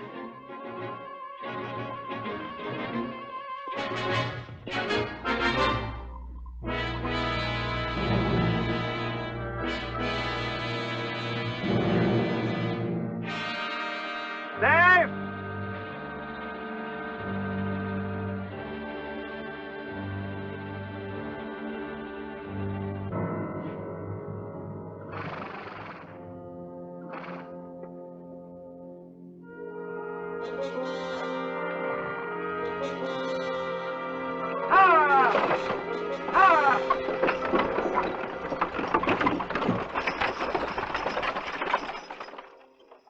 Maybe you're just worrying about nothing, Mr. Perry. No. Something must have happened to them. Telegram from the mine said they were a full day overdue. Must have had a breakdown. I built those wagons, Mr. Cullen. They don't break down. Accidents happen. You could set your watch by those teams. I wouldn't this time. Backwards. Just shut up. Oh, You don't know what you're talking about. all I meant was... Just shut up. Wait a minute. I want to hear what she's got to say. She meant... I just want to hear it from her. Well, it's like Shad said. Now, don't drag me into it. What did Shad say? Nothing. What's this all about? She just told you. Nothing. Look. Are you going to talk or am I going to choke it out of you? All right? Talk! All right. All right.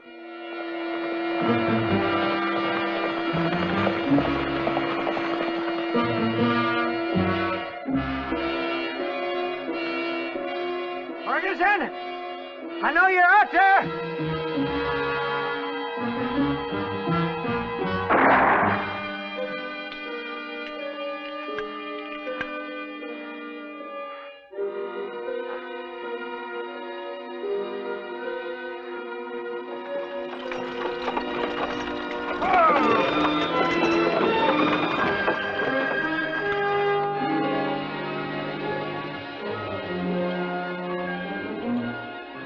Turn around, you mules. We're heading back.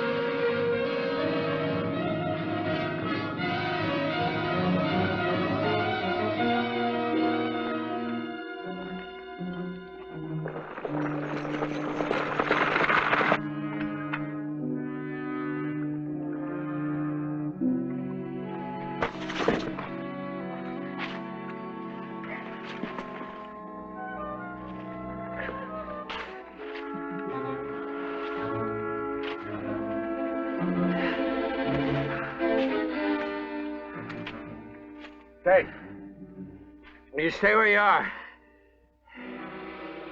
time it's me that's on the killing side of this gun. Dave, I came back for you. You saw the water I left you? You crawl. You beg. But, Dave, we're friends. Dave! I'm gonna kill you.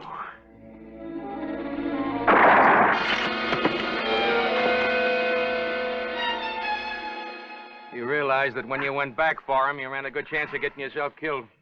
Yeah, darn fool thing to do, I guess, Mr. Perry. Then where would the team have been? But Dave's been my right-hand man. We've been good friends. We will be again, unless Dave here gets a little too rich for your blood. What do you mean? Shad had a good reason for seeing you two boys kill each other. Discovered gold in that claim of yours, Dave. But he won't be around to help you work it. Well, it looks like I lost me a good swamper here. Oh, if Bill is willing, Mr. Perry, I think maybe you lost a good driver, too. What do you say, partner? Partner. You might be interested to know that the wagons you saw in the picture were the actual wagons on which Bill Ferguson and Dave Miser made their long hauls across the desert between Mojave and Death Valley. And I might add that in all the years these wagons were in use, they never once broke down.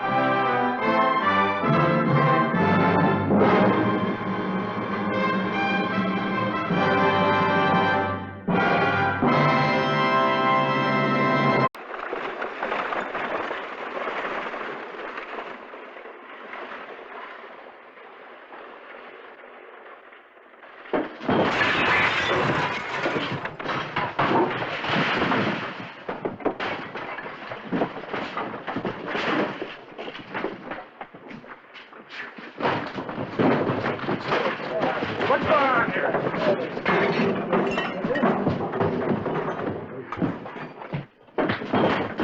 What's going on here? Easy, boys, easy. Keep it. Frenchie.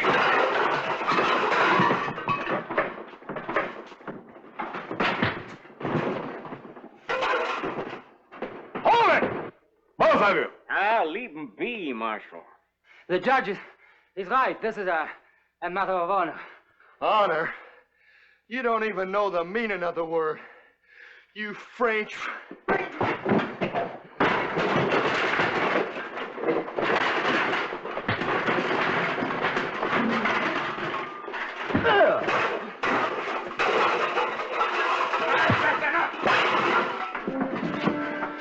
All right, forget the whole thing now, both of you.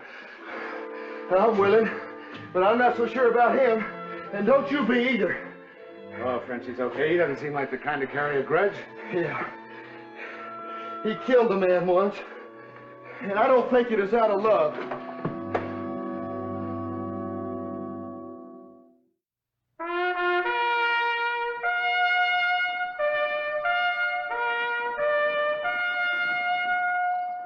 Death Valley Days.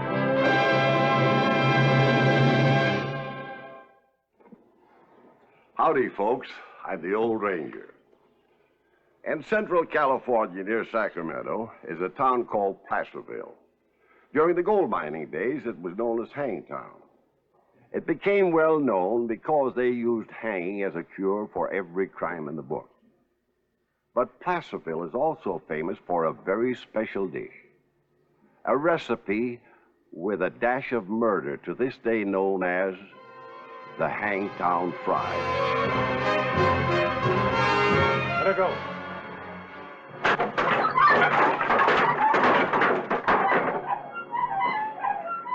All we need's a new crossbeam. We're in business again. You've worn this one out. What we need's a whole new gallows. Take it up the next citizens' meeting. Can't let a little lumber hold up justice. Is that what you dispense at those kangaroo courts of yours? Marshal! I think something's happened to my husband, something terrible. Oh, easy now. What makes you think that, Ella? Please, just come with me. Sometimes he works late, but last night he didn't come home at all. So I got up early this morning and I came down here and I found this, his hat. Blasting powder. That head was open kind of careless like. Blood. You ask me, Stan caught somebody stealing powder and got himself shot for it. Where's the body? Why would a thief take time to carry it away? Who knows why? I don't know why, but I think I know how. A wheelbarrow. Wheelbarrow? You see that track? Be made by a single wheel. Wheelbarrow. Maybe you're right. Goes out the side door. Well, it's got to lead somewhere. Better stay here, Ella.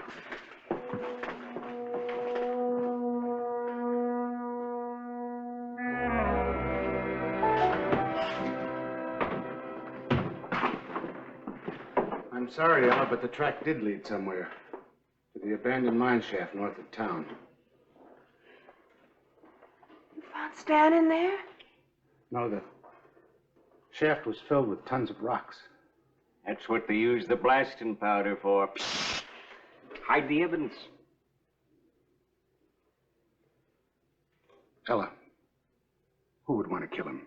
Why, don't be an idiot, Marshal. Paul DeVal, of course. DeVal? Sure. Stan gave the Frenchman a beating yesterday, didn't he? Must have caught him cheating on the books or something. No, that fight was because of me. DeVal kept annoying me. I finally had to tell Stan. Well, there it is. We ought to send him back where he come from. In a wooden box, maybe. Now, hold on, Judge. I grant you the evidence points to the Frenchman. But we're talking about murder, and we haven't found the body yet. Well, it'd take weeks to dig him out. Besides, that whole mine's a trap. Now, you willing to risk the lives of men digging up a buried body just to bury it again? On me.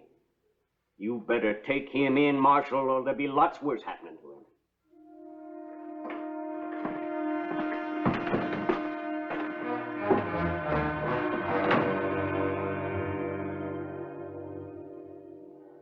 Oh, what a way to start a new day. Café au lait to remind me of my home in France. Madame Alton, your skin in the kitchen is matched only by the charm of your beautiful daughter. One is at a loss to decide which one is the most beautiful, the mother or the daughter. So? Mr. DeVal, you're never at a loss when it comes to saying nice things to ladies. Or doing them. Oh, Marshal Cohen, Monsieur Mears, you must join me, please. You're gonna join us, Frenchie. I'll handle this. Do you have a gun? Of course. My match dueling pistols. Oh, but I never carry them with me. Where you hiding them? Hide them? They're in the case in my room, as always. Let's take a look. But Let's go.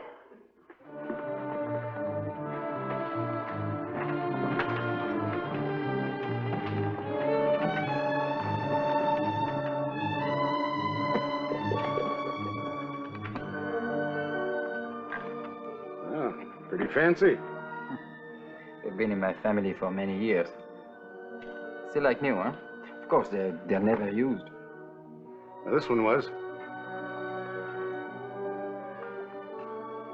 Not too long ago, either.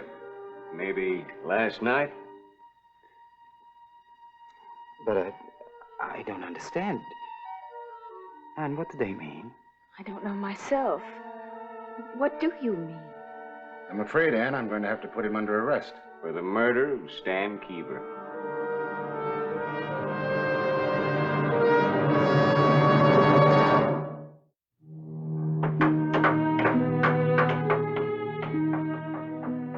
Paul, what Ella said about you trying to make love to her, it wasn't true, was it? It's ridiculous. It's just as crazy as saying that I killed Keever. Who did? I'm afraid we'll never know. That mirror seems to go very fast.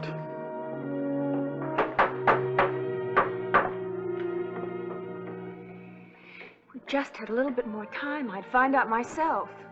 I don't know, but I'd try. I'm afraid that's all for tonight, Anne. Isn't there any chance of a postponement? Still set for high noon. May I see him once more? In the morning. You can bring him his breakfast. As you know, it's customary for a man facing the gallows to get anything he wants for his last meal. That's very thoughtful.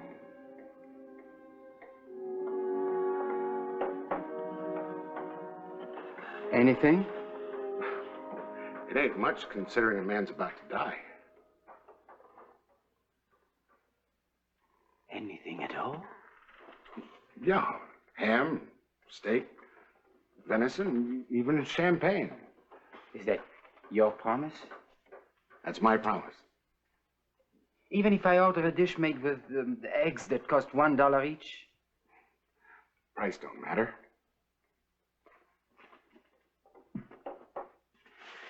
Your charming mother is such an excellent chef. I'm sure she could prepare anything I order, if she had the right ingredients. She has oysters, no? Oysters in Hangtown? How about some nice, fresh mountain trout, huh? Never. The recipe calls for oysters, not trout. Just what is this dish? It's a delicacy that comes from La Belle France. Well, it's only known in my native Provence. One must combine very artfully the eggs and the bacon, very finely diced, the potatoes, which must be cubed, and, well, of course, truffles. What's a truffle? Mushrooms will do. And those oysters, of course. But of course. Without them, the dish is nothing. Just what do you call this concoction? Oh, the name is somehow very difficult to translate. Not to mention the difficulty of getting those oysters. Would you could have them brought from San Francisco? It would only take a couple of days. But at noon tomorrow, You have to postpone it, Marshal. You said Paul could have anything he wanted. Anything. It was a promise. It was.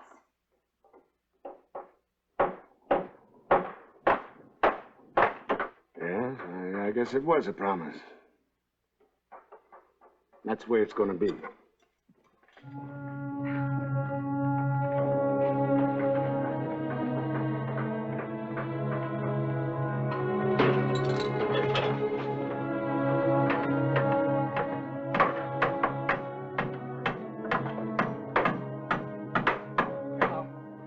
Yeah? I guess we can let the boys get a good night's rest. How do we want to get this finished by noon? Well, there's no hurry. We've had a postponement. On whose orders? Mine?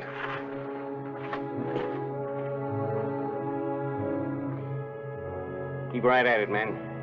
Court passed a sentence, set a time for the hanging. Tomorrow it is. At noon.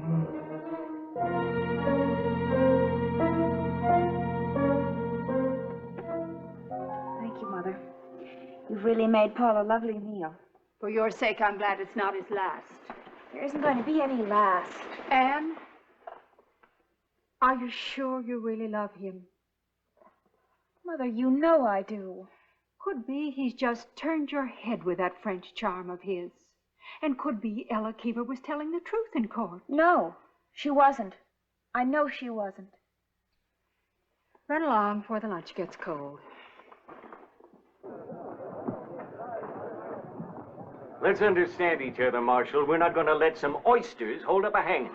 They've been ordered from San Francisco, and they're practically on their way. You may not have the stomach to carry out your duty, Marshal, but me and the boys have, haven't we? I don't want to spoil your fun, Calvin.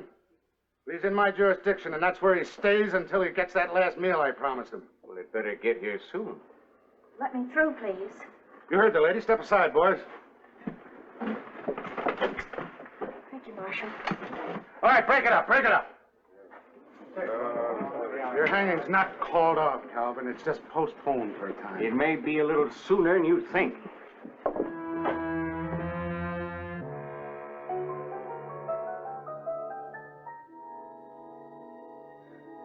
It's hopeless. Let them take me now. It's better than this waiting. No, no. Please, we mustn't give up hope. I got rid of them for now, but with our good judge steaming them up, there's no telling how long I can hold them off. You two, take your time. Oh, Marshal, please don't leave. We need your help. Done all I can. He didn't get a fair trial. You know that. Maybe it was kind of fast, but the evidence was all against him. Then you honestly believe that he's guilty? I'm afraid so. But if I can find some proof, any proof that he didn't do it, then will you help us? Naturally. What do you have in mind? Well, there was just too much evidence against him, and it was all too plain. I don't think I understand what you mean. The blasting powder, so carefully spilled. And the wheelbarrow tracks, so obviously leading to the old mine shaft. All right. But how do you explain that Stan Keever was killed with his pistol? It was fired, that's true, but not by me. Well, maybe someone could have stolen the gun from his room and then returned it. It was not hidden. It was easy to find. And everyone in town knew that he had a pair of French dueling pistols. And besides, if I had shot one of them, why would I leave it not clean so conveniently? That may be. But how do you prove it? Well, I don't know. All morning I've been trying to figure out what enemy of Stan Keever's might have killed him. Maybe I was wrong. It might have been a friend. There isn't much time, is there? All depends on that stage from San Francisco.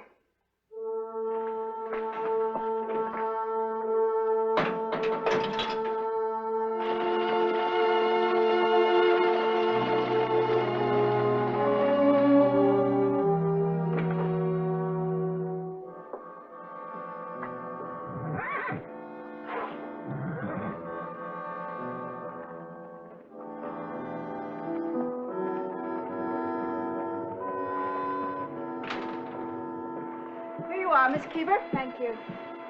Mrs. Keever, may I speak to you for a moment, please? I'm in a hurry. Why did you say Paul made advances to you? Because he did. Or was it because he didn't?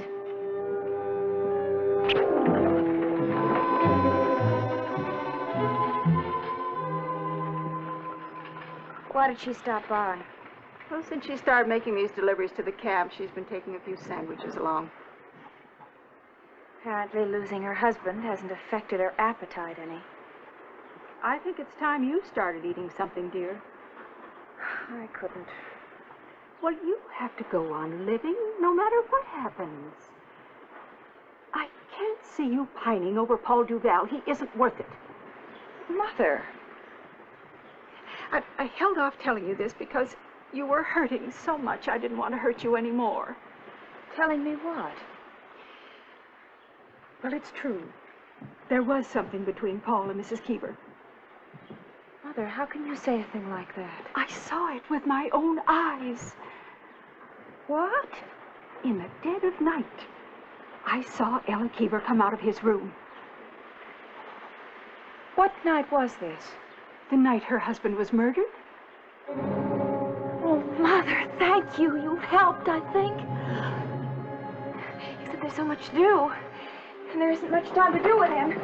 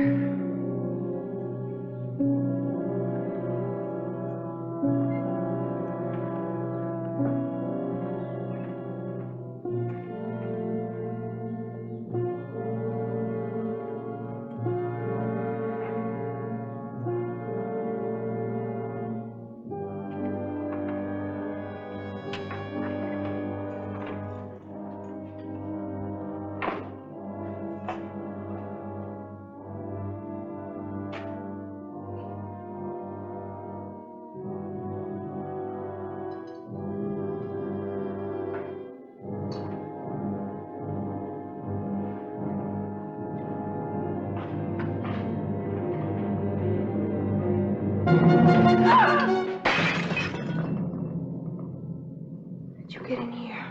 I used Paul's key. I hope I won't have to use his gun. What do you want? The truth. You got the truth in court. That wasn't the truth. That's why I'm retrying the case in my court. And I can pass the death sentence, too. You wouldn't dare. Oh, yes, I would. I'm not as brave as you, Ella. If Paul dies, I have nothing to live for. I couldn't carry on the way you have. The way you so quickly took over the business. Taking care of the books, making the deliveries. Working so hard. What are you getting at? That you killed your husband. That's insane. Oh, no. It was just good business. With Stan Keever dead, and Paul paying for it, all this is yours. The most successful enterprise in Hangtown. Isn't that the way it happened? All right, I'll tell you. You were so thorough, Ella. Too thorough in pointing the blame at Paul. Spilling the powder. Leaving the wheelbarrow track that was so easy to discover. It was all so carefully planned, but it was too perfect. You stole Paul's gun, didn't you? You're insane. You were seen. What did you do with it? Nothing. People don't steal guns for nothing. What did you do with it? You used it. You killed your own husband. No, it's not true. Oh. All right, I took the gun, but I didn't use it. I swear it. I can prove it. All right. You prove it. You prove it now. And to the marshal tonight.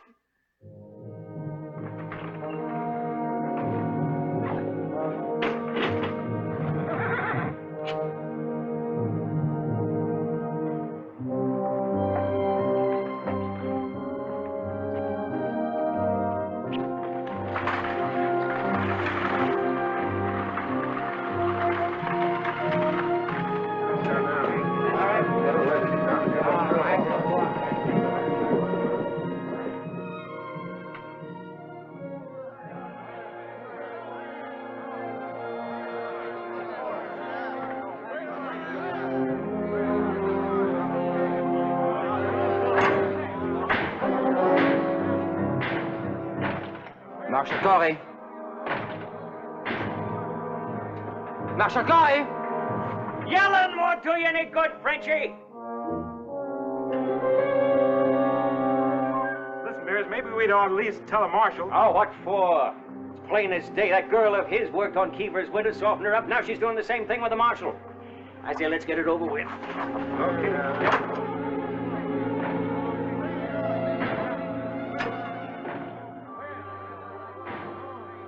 Marshal. Marshal Corey! Marshal!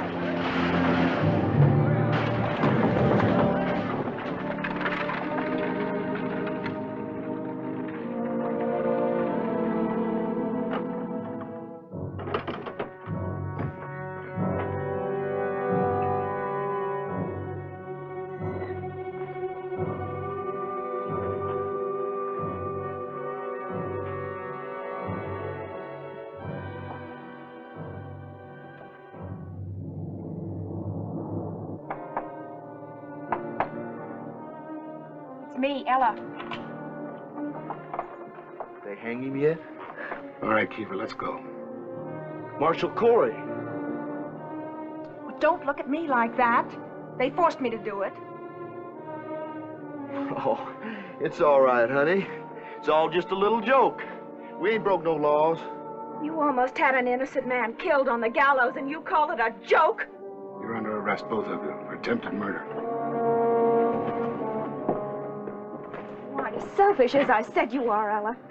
You were quite willing to share the business with your husband, while his partner was hanged by mistake. I'm innocent.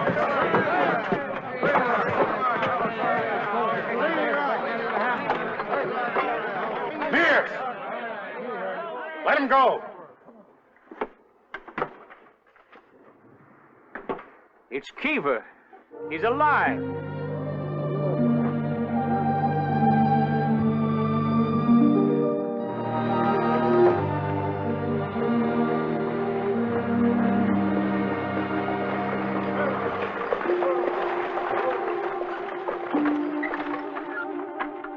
Fastest run I ever made. You know, some of that ice ain't even melted yet. It's the freshest oysters ever hit Hangtown.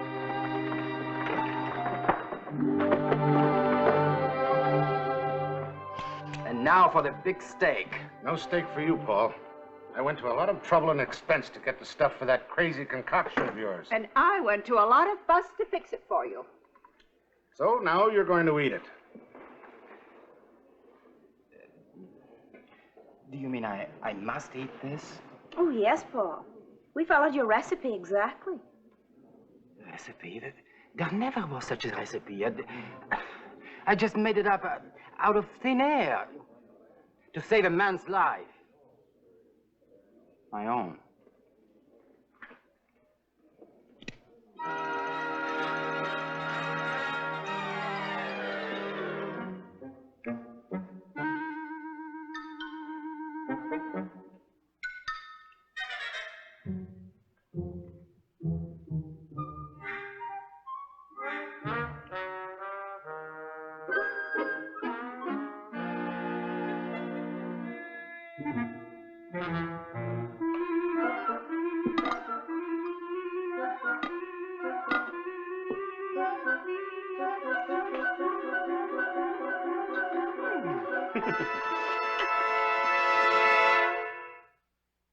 And so it was that a man condemned to die on the gallows at Hangtown, stalling for time, dreamed up a dish that is known to this day in many restaurants throughout the West as the Hangtown Fry. You ought to try it sometime. You might like it too.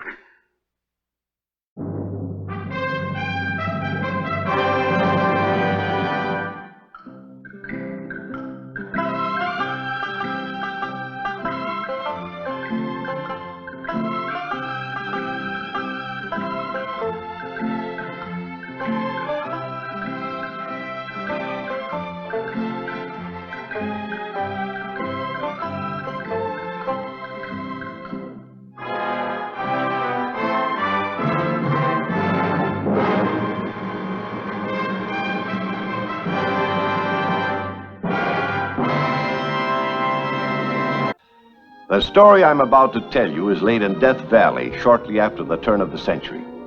It has to do with a mystery that had a whole mining camp by the ears. The mystery of Mr. Bigfoot.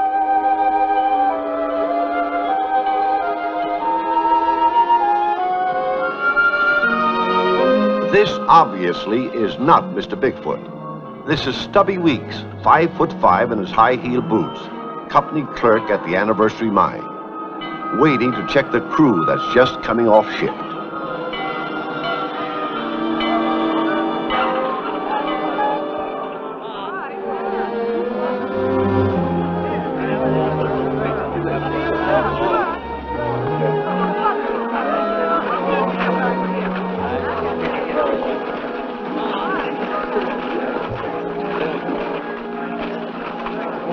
Come on, get going.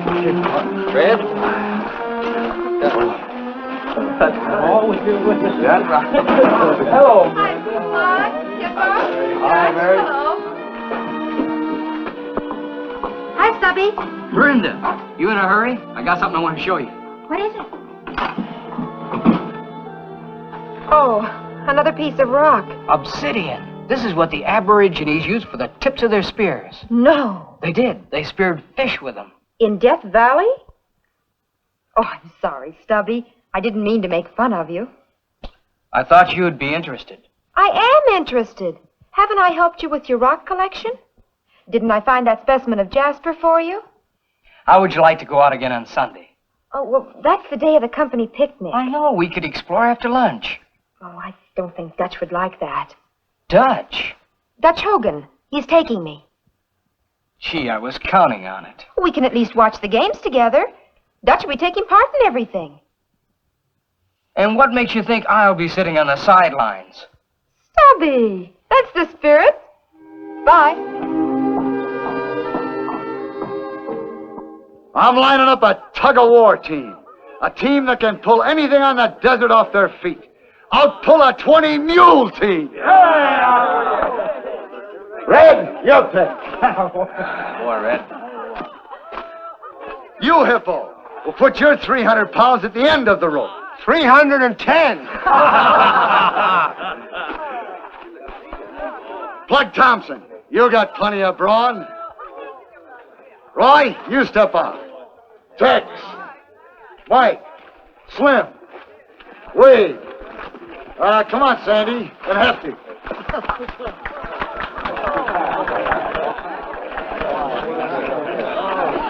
We're going to have to be good. We're up against a tough team. You need a timekeeper? Hippo, you be sure and eat a big supper tonight. Slim, you fill those pockets full of sand,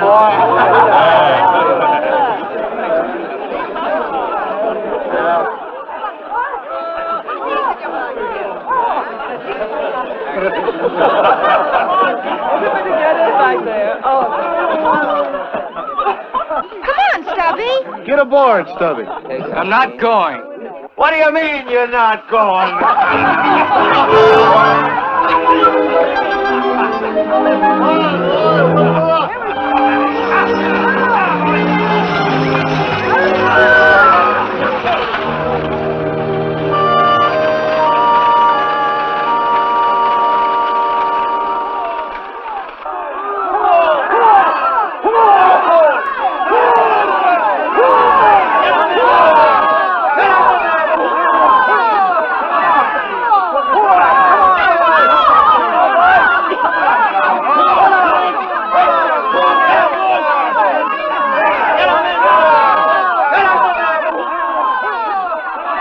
Isn't it beautiful? I made it myself. Chocolate. 3 layers. You know chocolate makes me break out. Well, you don't have to eat it. I made it for Dutch. It's his favorite. Oh, I see. Oh, Stubby, don't be so small. I can't help it. I mean in your attitude. I happen to care a lot for you, Mary. Well, then come on over and join in the fun. Don't stand here sulking. I'm not sulking. They're getting ready for the drilling contest. I'm not a driller. Well, you could come and cheer. I'm going to go hunt rocks. Oh, you've got rocks in your head.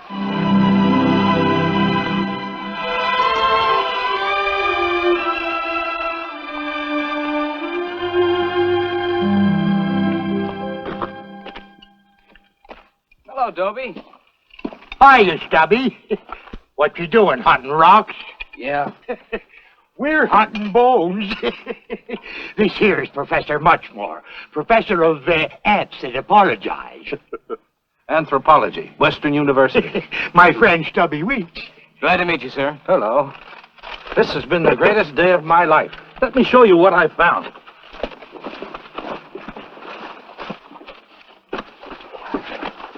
Looks like a huge elephant tusk. The ancestor to the elephant, a mastodon.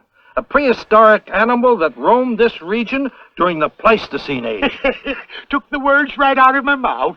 Where'd you find it? Over in Shoshone, in some volcanic ash where they were mining. I found some teeth, too. What do they look like? You really interested? Oh, Stubby's a connector, too. Just mineral specimens. Oh, he knows Death Valley like a hog knows a hog water. Ever come across any bones? Nothing like that. But I could take you to some of the canyons I know. Well, I'm planning to camp here for several weeks. Good. Then someday when I have time off. Come anytime. Be glad to see you. Thank you, Professor. Sure, Stubby. Come anytime. Dobie, match. Yes, sir.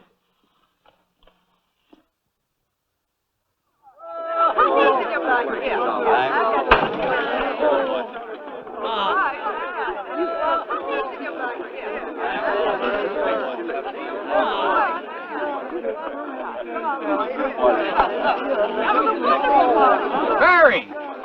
What do you think? I met a professor of anthropology. You missed the game. He showed me the tusk of a mastodon. Dutch won all the events. And our tug-of-war team pulled the others clean off their feet. It was this long, millions of years old. What are you talking about? A fossil. A fossil? While you were off looking at dead bones, Dutch was giving a demonstration of live muscle. The professor has invited me to come and see him again. All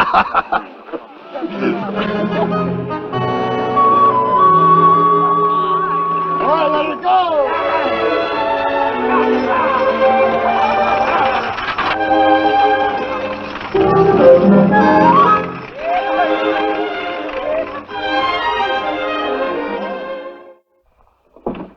Gosh, That mastodon tusk is really something. It certainly is.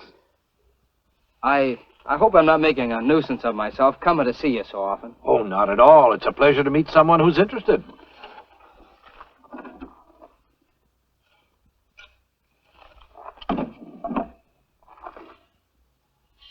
What kind of a bone is this?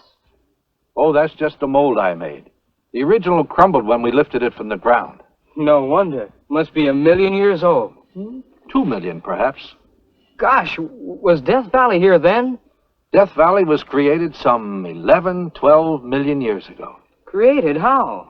By cataclysmic forces almost beyond the grasp of the human mind. Imagine, if you can, volcanoes all through this region blowing their tops, pouring down sheets of molten lava, earthquakes rending and twisting the Earth's crust.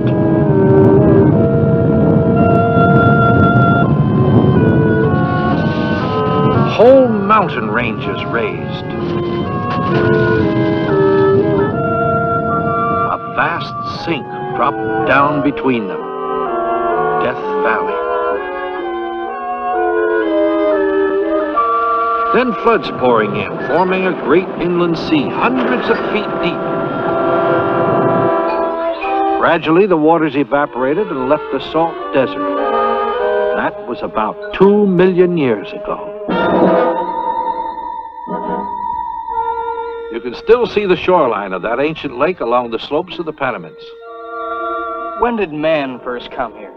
Well, scientists disagree. We found fossils of animals, but no trace of prehistoric man. Unless you count Bigfoot. Who's Bigfoot? He wasn't prehistoric. He appeared, well, his tracks at least, over in Owens Valley, west of here, back in the 1860s. I have a diagram I drew from the descriptions given me. The feet measured 18 inches long, 6 inches wide across the toes. His stride was almost 7 feet, and that was walking, not running. Man, he must have been a giant. Nobody knows. They never saw him? The tracks appeared in several places from time to time. Watch was kept. But Bigfoot, as the Indians called him, never showed himself. It's a mystery to this day. 18 inches long. Well, that's half again as large as Dutch Hogan's foot. Who's Dutch Hogan? He's the biggest man in camp, and the strongest. He won all the contests at the company picnic last Sunday. All the girls are crazy about him. All the girls? The only one that matters. And what's her name? Miranda. They call her Mary for short, and it just suits her. She's the prettiest, the gayest. We used to have a lot of fun together. Till Dutch Hogan came along? Yeah, 6'2", strong as an ox. Brawn isn't everything, young man. Brains count. She doesn't think I'm very smart. You're quite fond of her, aren't you? Yeah, I'd do anything for her. I just wish I could prove it.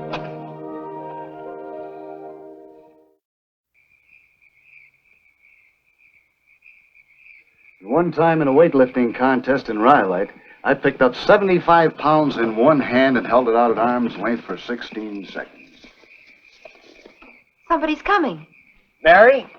Oh, Stubby. Oh, I hoped I'd find you home. Hiya, Shrimp. Oh, you've got company. Oh, that's all right. Don't go. Come on up and sit a while. Where have you been all day? Chasing butterflies. I went over to see the professor again. I sure wish you could have been there, Mary. She was enjoying herself here. He told me about a man over in Owens Valley who would make you look like a peanut. What? A man with feet 18 inches long, a stride as wide as this porch. A regular giant of a fella. Oh, who is he? That's the mystery. No one ever saw him. I didn't think so. But they saw his tracks and measured him. The professor did? Oh, no, this happened about 50 years ago. And the story's been growing ever since. It's true. The professor's got pictures. Photographs? Well, no, diagrams. Sounds fantastic. A giant roaming the desert. Ah, it's baloney. The only way I'd ever believe it would be to see the footprints myself.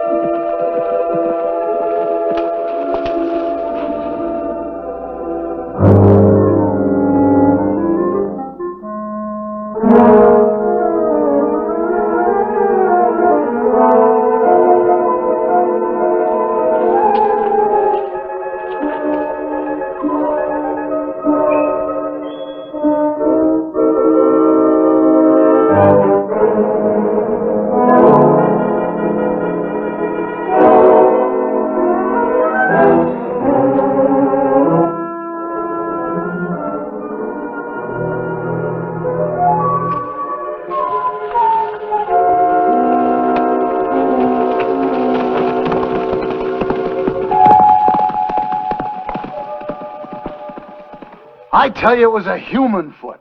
5 toes, and that long. You're stewed, Dutch. It was the middle of the day. I was coming up from the ranch. What kind of booze they give you there? Go sleep it off, fella. I believe you. See what you done, Dutch? Scare the tar out of poor little Stubby. It'll make your skin crawl, I'll bet you, to see those giant footprints. I've got a ruler. What for? To measure them with. He's calling you bluff, Dutch. Oh, no. I just want to prove it to myself. Come on. I'm not going all the way back there. Why not? I just been. You see, he was lying. I was not. Come on, we'll all go with you and see.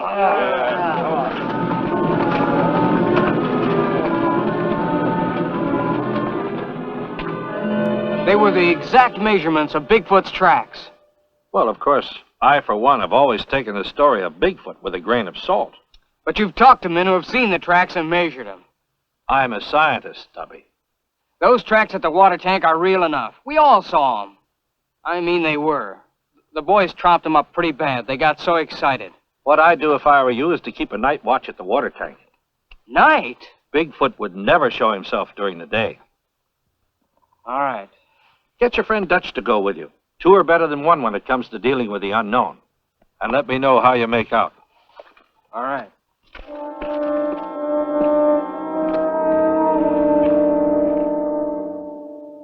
Look, we saw those big footprints, didn't we? Sure, but I still don't believe in no giant being on the loose around here. I read in a book once that a giant was 20 foot tall. He could pick up a horse and carry it away with him.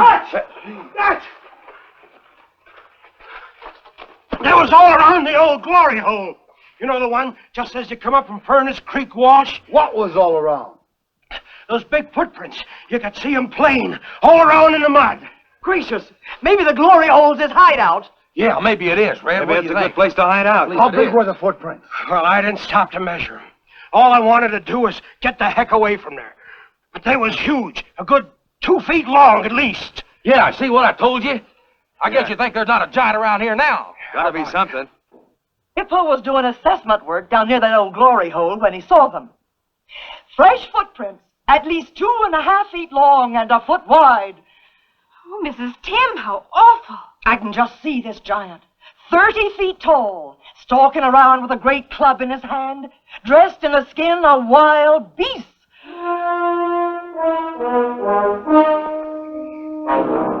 I'm really frightened, Dutch. Don't worry, honey. I'm here to protect you. The tracks have been seen in 3 places now, each time closer to camp.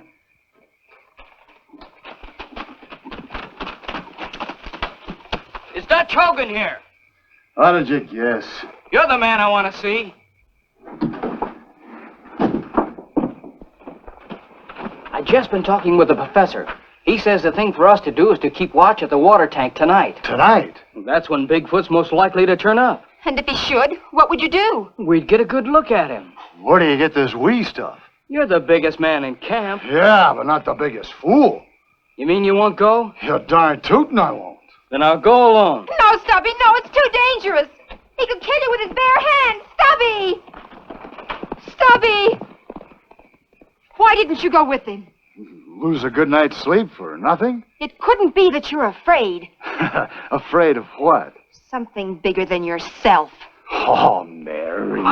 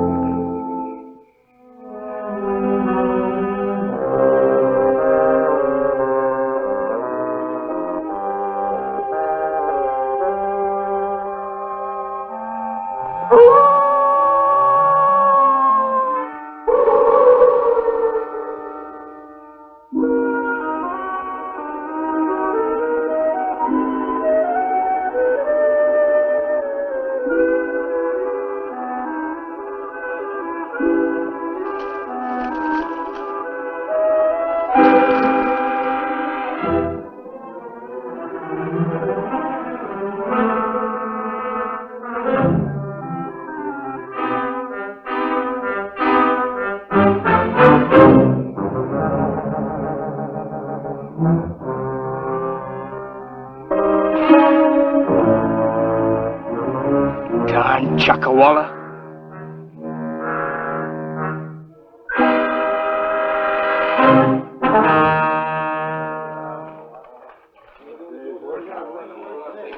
Hey, Stubby. What happened at the water tank last night? Nothing. No sign of Bigfoot? I told you so. Just a waste of a night's sleep. Then how do you account for all those footprints? That's what's got me. Those were live tracks. There's some strange human at large in Death Valley.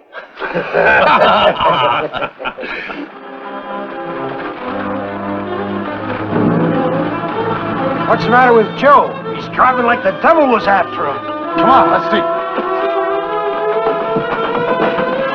And there he was, tore a limb from limb. Boy, I never seen anything like it. Never saw anything like what? The carcass of a mountain sheep I saw on the road coming up here. Boy, whatever attacked that thing sure must have been fierce. Bigfoot. Bigfoot sure must be a powerful guy. Sure gave me a start. Boy, I feel like look at least.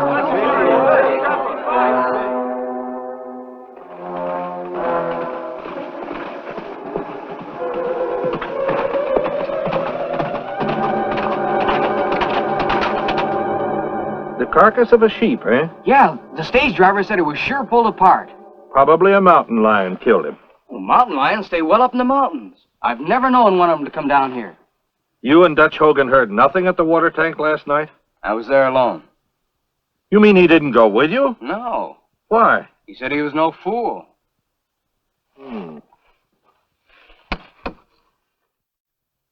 Now that the creature's tasted blood, there's no telling. Mrs. Tim, don't say that. I declare I was most afraid to walk over here alone this afternoon. I'm scared, too. The only person who gives me any courage is Stubby. Stubby? I thought it was you and Dutch. Oh, Dutch is just a big blowhard. Why, Stubby's got more courage in his little finger than Dutch has in that whole great hulk of his. Well, so now it's you and Stubby. Maybe. What do you mean, maybe? I've got such an awful feeling that something's going to happen to one of us.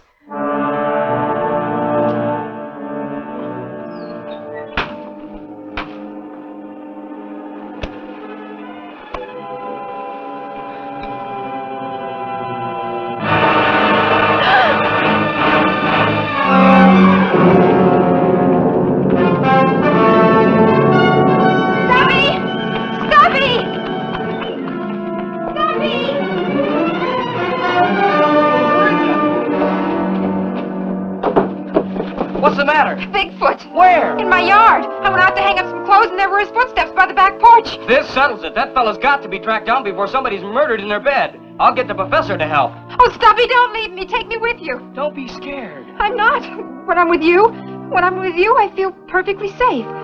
Isn't that funny? I don't know why it's funny. I'd protect you with the last ounce of strength of my body. My last breath. I'm sure you would. As long as we both live. Will you let me, Mary? Stubby, are you proposing to me? Oh, what a time to pick. When I've got him on my mind. Dutch? Oh, no, I'm all through with that big coward. Then who? Bigfoot. Oh, sure. I almost forgot about Bigfoot. You wait here, and I'll go get the boss's rig, and we'll go see the professor.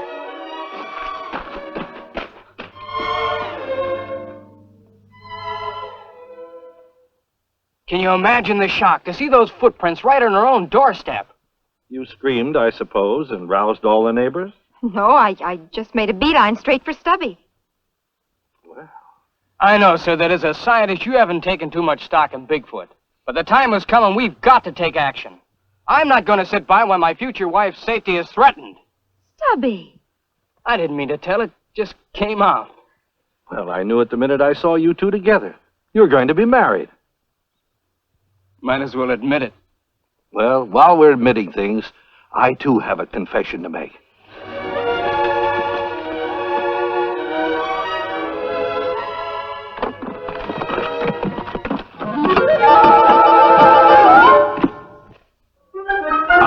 I am Mr. Bigfoot. You? Paper mache. I'm an expert at making molds. But why? What's the idea? A practical joke. No, I was conducting a scientific experiment to prove that a man's courage is often in inverse ratio to his size. And it worked. Bless you. Thank you, Professor. Gosh, I don't know what to say. You know, I never knew Cupid had such big feet.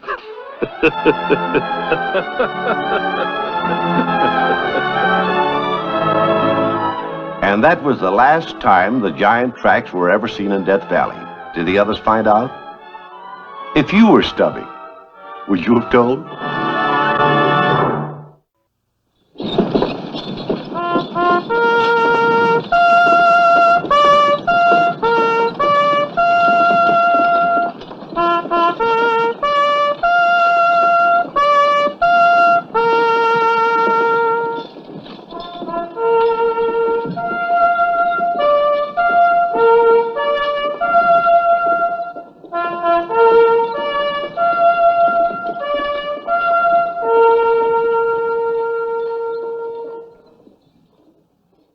যে আজকে bottom 2 participant আমাদের কাছ থেকে বিদায় নেবেন তারা হচ্ছেন doctor Munim এবং মাইমুনা। আমি তাদেরকে অনুরোধ করব এবারের সিজনের জন্য এই মহামঞ্চ ছেড়ে বিদায় নিতে।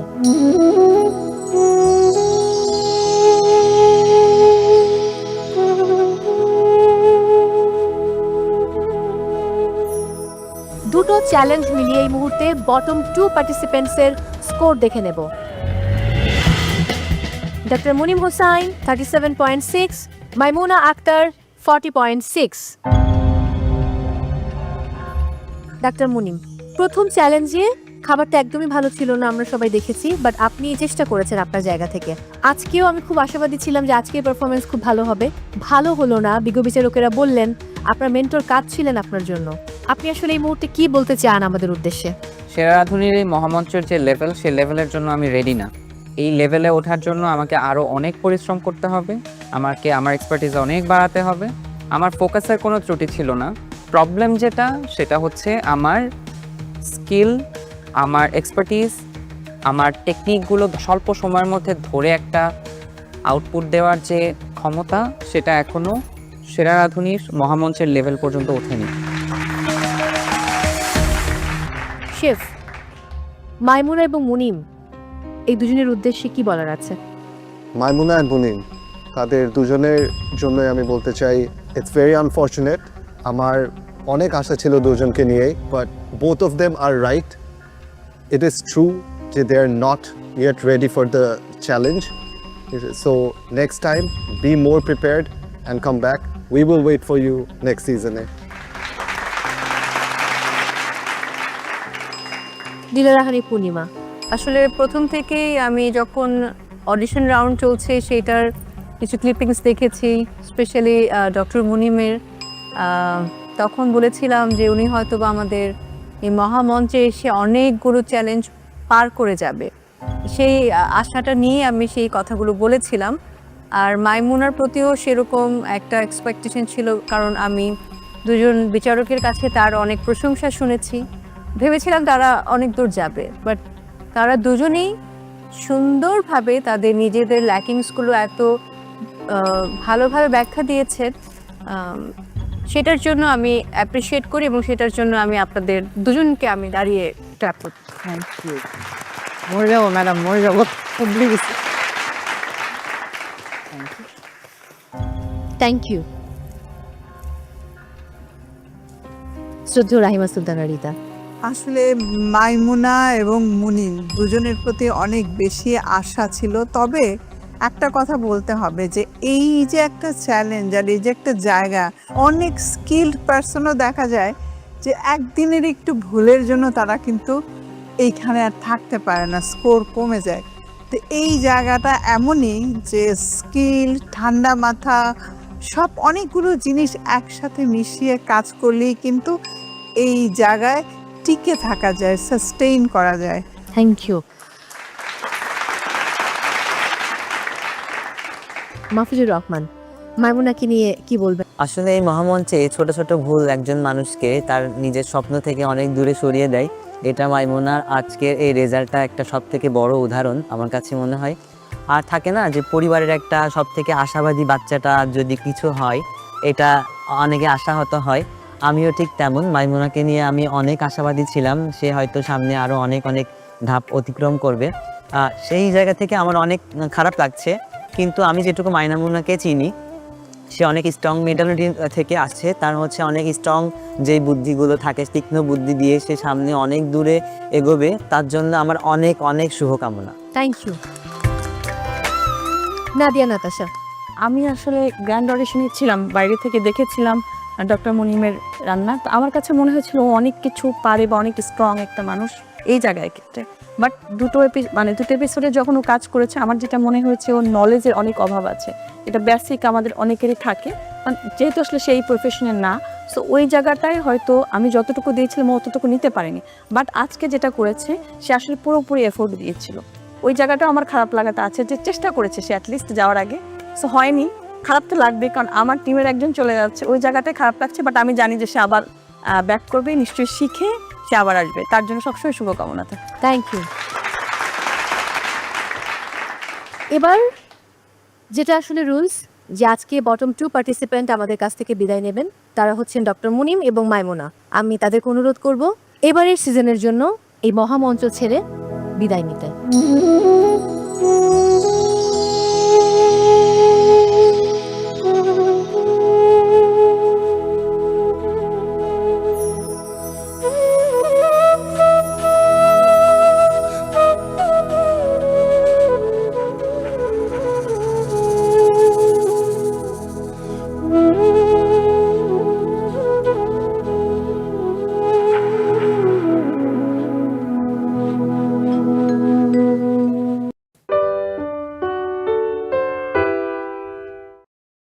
আজকে আমি করেছি spicy teriyaki chicken with garlic broccoli layered in বাও।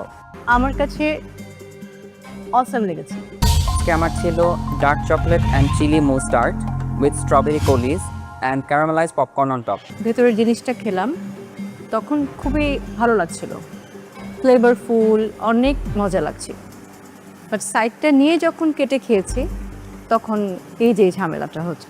পোড়ার কারণে কাটাও যাচ্ছিল না, ঝুরঝুর করে পড়ে যাচ্ছিল। বরিশালের নওশিন, আপনার খাবার নিয়ে চলে আসুন।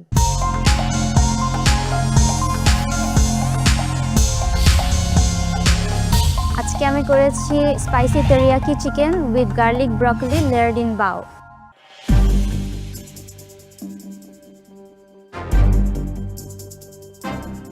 প্লেটিংটা ইনিশিয়ালি দেখে একটু মেসি মনে হয়, এত কিছু না দিলেও হতো, নিট লাগতো একটু।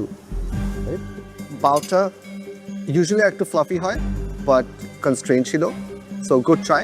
পাও হয়েছে এমনি, বাট আর একটু রেখে দিলে ডোটা একটু ফ্লাফি হতো। আপনি টেরিয়াকি সসে গোচুজাংটা যদি সরিয়ে দিতেন, would have been much better. হ্যাঁ, teriyaki is a Japanese sauce, gochujang is a Korean flavor. Other than that, it's okay, it's a good try. ভালো ছিল। একটা নতুন রেসিপি ট্রাই করেছো, মোটামুটি। আমার কাছে অসাম লেগেছে, এক্সেলেন্ট। Thank you. কস্টিং নশিন ইন্ডিভিজুয়ালি ঠিক আছে, বাট ওভারঅল প্লেটিংয়ের কস্টিংটা দিয়ে দিবেন, ঠিক আছে? সব কিছু ইন্ডিভিজুয়াল কস্টিংটা ঠিক আছে, রাইট, বাট ইন্ডিভিজুয়ালি আর সেলিং প্রাইস দিতে হবে না। Okay. ঠিক আছে, থ্যাংক ইউ।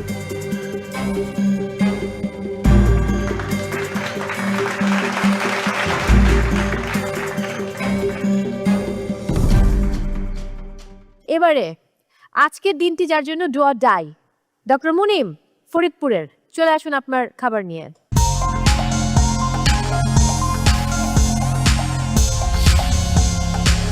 আজকে আমার ছিল dark chocolate and chilli mustard with strawberry coulis and caramelised popcorn on top.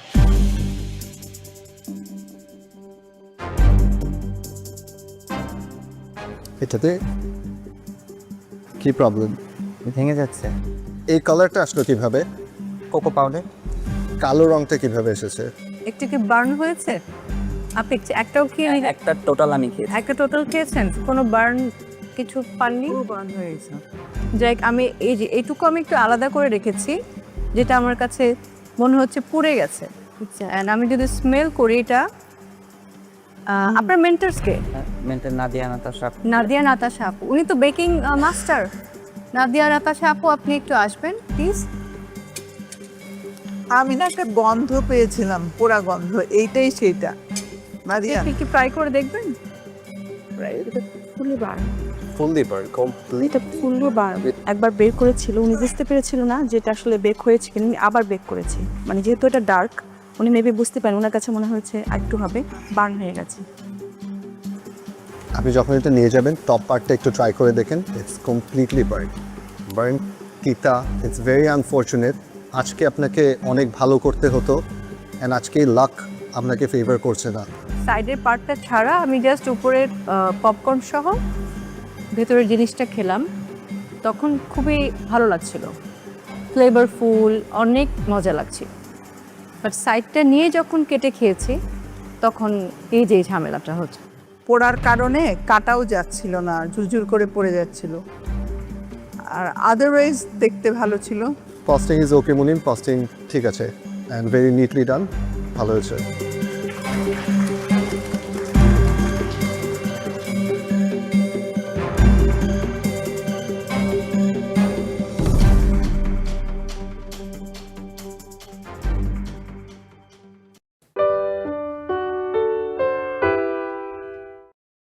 বড়াটা দেখে আসলে এত লোভনীয় লাগছিল যে এটা আগেই এটা ফ্রাই করি, বাট এটা যখন আমি খেলাম সেম প্রবলেম, সেম চিউই লাগছে, ব্লেন্ড হয়নি, সব ভেতরের ইনগ্রিডিয়েন্টসগুলো একটু কাঁচা কাঁচা রয়ে গেছে।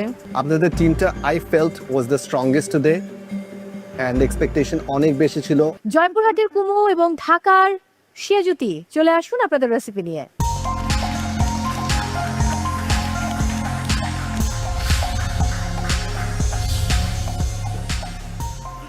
ওয়ালাইকুম জাজেস, ওয়ালাইকুম আসসালাম।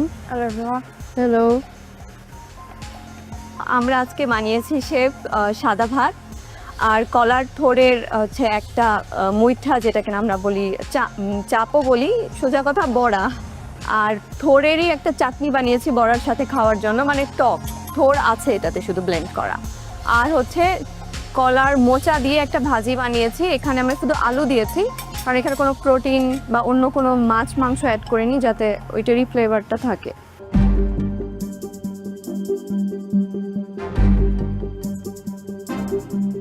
লুক ওয়াইজ মানে দেখতে খুব ভালো লাগছে, প্রেজেন্টেশন খুবই সুন্দর। বড়াটা দেখে আসলে এত লোভনীয় লাগছিল যে এটা কাইন্ড অফ পেঁয়াজুর মতন মনে হচ্ছিল। বড়া আমার কাছে মনে হচ্ছিল আগেই এটা ফ্রাই করি, বাট এটা যখন আমি খেলাম সেম প্রবলেম, সেম চিউই লাগছে, ব্লেন্ড হয়নি, সব ভেতরের ইনগ্রিডিয়েন্টসগুলো একটু কাঁচা কাঁচা রয়ে গেছে, স্পাইসেস যা আছে এটার ফ্লেভারগুলো বোঝা যাচ্ছে। আর এটাও থোড় দিয়ে করেছেন না মোচা দিয়ে করেছেন? এটা মোচা, মোচা দিয়ে করেছেন। এটা তো সেম, যে ছোটো ছোটো করে কিউব করেছেন, বাট এই যে দু একটা কিউব একটু বড়, এটাও যখন বাইট দিচ্ছি সেম চিউই লাগছে। একমাত্র মনে হয় আমার কাছে আপনাদের চাটনিটা সবচাইতে বেস্ট। মানে এই চাটনিটা আমাকে যদি বলেন খেতে সব কিছু দিয়ে, আমি আপনাদের কাছ থেকে এই রেসিপিটা নিয়ে যাব। চাটনিটা অনেক ভালো, বাট শুধু চাটনি দিয়ে তো পার পাওয়া যাবে না। I totally agree with Nam. এটা দেখে আমি যখন প্রথমে প্লেটটা রেখেছিলেন আমার অনেক খেতে ইচ্ছা করছিল, অনেক লোভনীয় লাগছিল, but as soon as I take a bite I was expecting it to be crunchy, একটু ক্রিস্পি হবে, but it's very flat. Chutney I think it's wow. So চাটনিটা দিয়ে খেলে ওভারঅল এটা ভালো লাগে, বাট বাই ইটসেলফ খেলে it doesn't taste significant কোনো, it's not tasting wow, it's not tasting any good. Same goes for this. আপনি যেটা বলছেন ওটার সাথে কথার সাথে ফুডটা মিলে না। আপনাদের টিমটা I felt was the strongest today and expectation অনেক বেশি ছিল. I thought something great is going to come out of it, but it wasn't your day today. এটা মুইঠা যেটা বললে বানিয়েছো ভেরি ড্রাই, ওর মধ্যে অন্য একটা কিছু ইনগ্রেডিয়েন্টস ইউজ করলে ওটা একটু খেতে ফ্রাঞ্চিনেসও থাকতো, বাট আর একটু সফট হতো, মুখে বাইতে ভালো লাগতো। চাটনিটা ভালো ছিল। আর যেটা আরেকটা করেছো আলুর পিসটা আর এই যে কলার মোচার পিস, হ্যাঁ একটা কিউব হয়ে গেছে আর আরেকটা কুচি কুচি হয়েছে। ঠিক এইটা যেরকম পিস করা হয়েছিল আলুটাও যদি সেম পিস করা হতো তখন খেতে ভাল লাগে। দুটো জিনিস, কস্টিংটা কখন করা হয়েছে? কস্টিং আমরা হচ্ছে প্লেটিং এর আগে করেছি। প্লেটিং এর আগে কস্টিং করা হয়েছে? সময় শেষ হওয়ার আগে? ও পিছনে কস্টিং করছিল, আমি বড় হাঁটছিলাম। That's number 1. নাম্বার 2 ইজ স্টেশন দেওয়া আছে, কাজ আমরা সব স্টেশনেই করব। আমি এখান থেকে দেখছিলাম যে ইউ গাইজ আর ইউজিং পিছনের ওই টেবলটা, এটা তো একটা আনফেয়ার অ্যাডভান্টেজ হয়ে যায়, রাইট? সবার কাছে একটা স্টেশন আছে, so we will use only the station. অন্য কোনো প্রপস, পিছনের টেবিল এগুলো আমরা ইউজ করতে পারবো না। Thank you.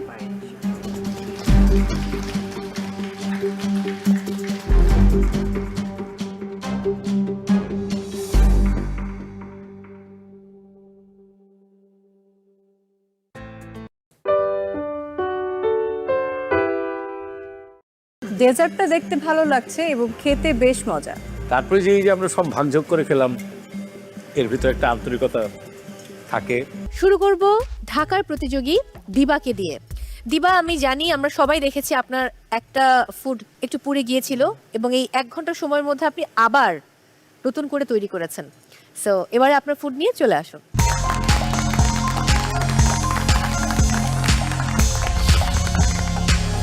আজকে আমি বানিয়েছি হচ্ছে গ্রিল চিকেন স্টাফ বিটরুট, আর সাথে আছে হচ্ছে যে চকলেট স্পেয়ার দিয়ে beetroot staff move. Food is of course about taste, but food is also art, and food is also storytelling. I love what you did here.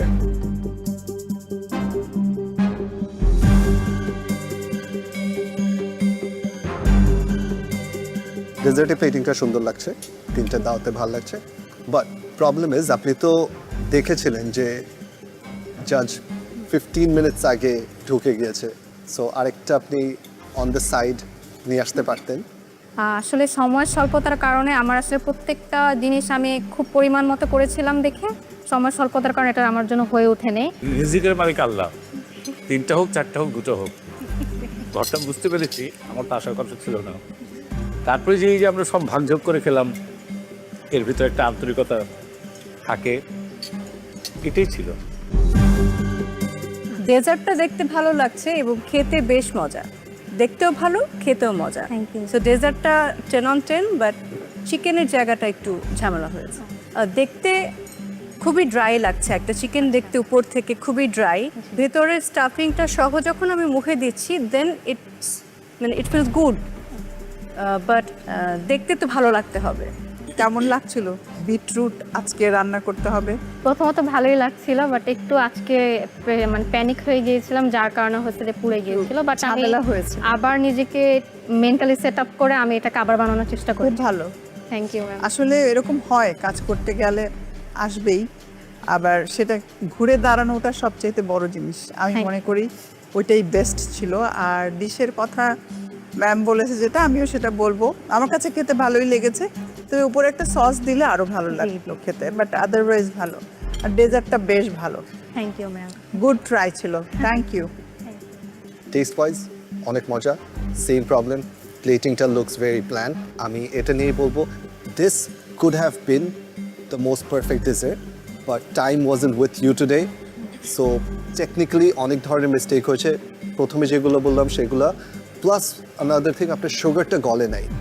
বিটরুটটা কি sugar দিয়ে coat করা, right? So ওই সুগারটা গলে নাই, ওই সুগারটা দাঁতে লাগছে, বোঝা যাচ্ছে যে ইটস সাপোজ টু বি একদম মিশে যাওয়ার কথা, রাইট? মেবি ফ্রিজিং এর কারণে ক্রিস্টালাইজ হয়ে গিয়েছে।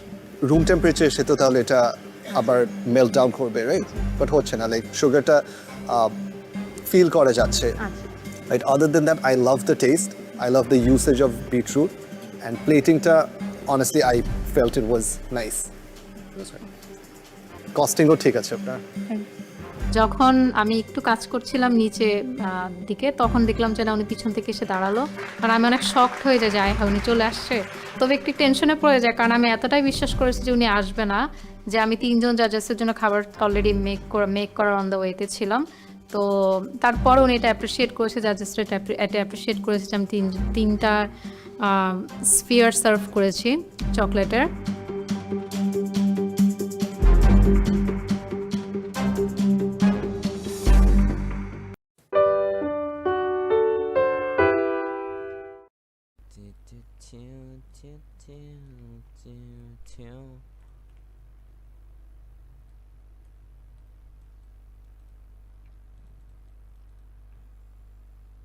Tiên linh can trường, thời không pháp sư, học giả thường học giả, thiếu học giả. Đồn cái đó đi, đồn cái đó đi, đồn cái đó đi. Nó xám ấy nhỉ?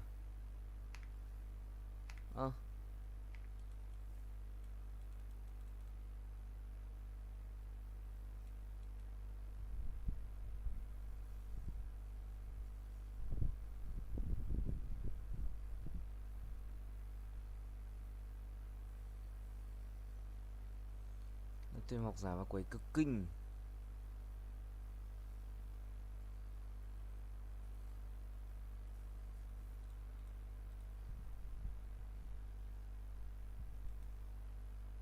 Tôi nhặt chữ Serat đi, nguyên luôn. Không có Serat. Giảm hưu, giảm hưu. Không nhận Bria, 5 tiền, 5 tiền, 5 tiền, 5 tiền. Holy shit. Holy shit, này túc con này vậy.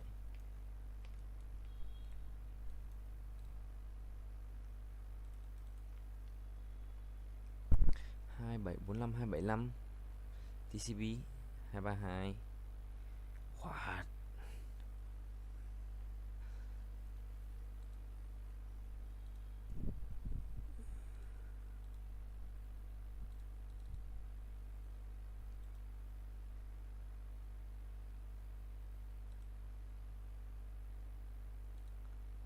Ngành nghề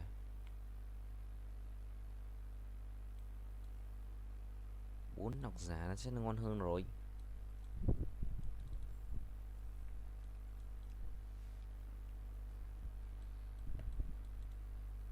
Thay con này bằng con Rakan ấy, kích tên lim rồi, nhưng 9 nhất thêm con đấy vào xong.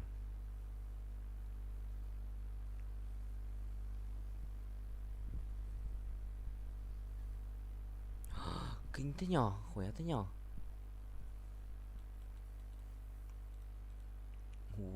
Lụn tôi một không. 4 này thì con Rakan, đánh chết thêm con này vào.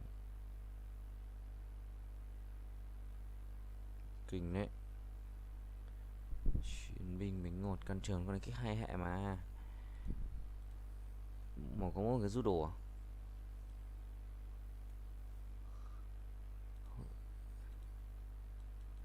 Đi cho chơi. Chẳng cần xinh xắn như lúc anh cười đâu.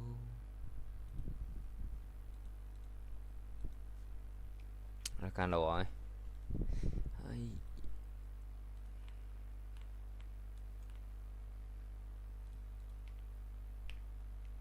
Fire end.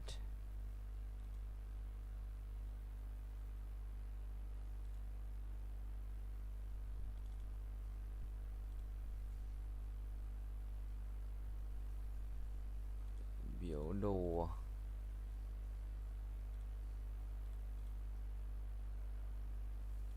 Oh my god. Hay không mình khỏe vậy?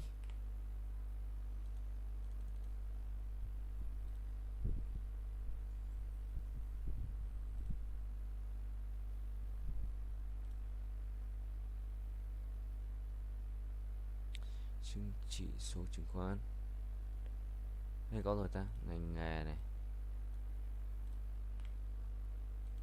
mua luôn con này á. Tiền số á, so sánh kinh tế vĩ mô mới đi.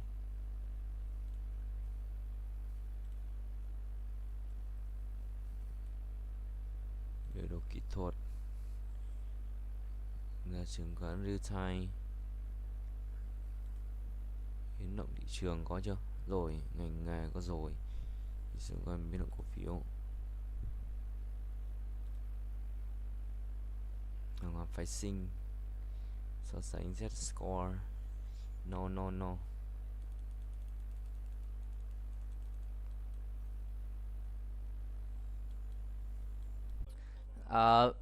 Video thứ nhất ngày 28/12/2024.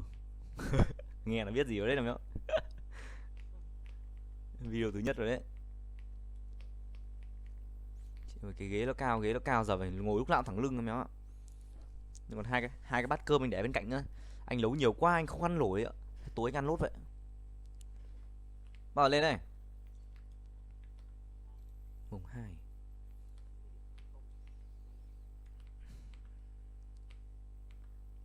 Ui, cộng 41 hình như là lâu không đánh ghế luôn lên. Năm mèo nhớ cái thằng viewer lần trước đánh cùng anh ấy, lúc ấy nó cũng 100 điểm ấy, nhớ hôm đấy không?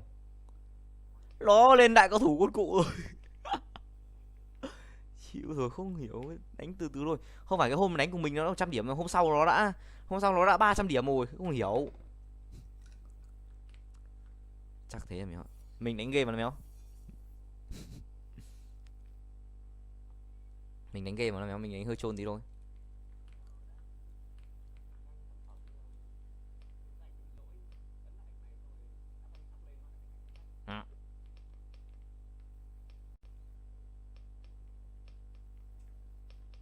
Ôi nhảy gầm đất rồi, nhảy lồng đất rồi. Đây rồi.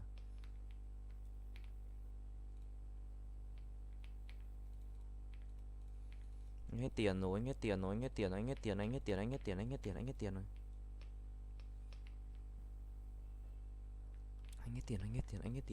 I need money.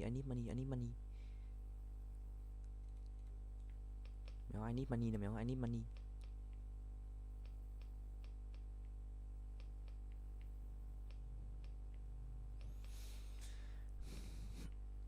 Oh, give me money. 1 in 10 triệu. What buddy? New game to try. Roll to get new anime tower and trap. Make your luck destroy. Bù là mèo. Setup.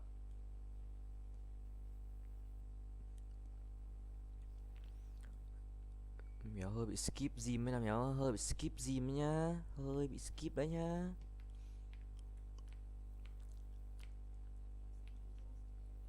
Comeback ngay.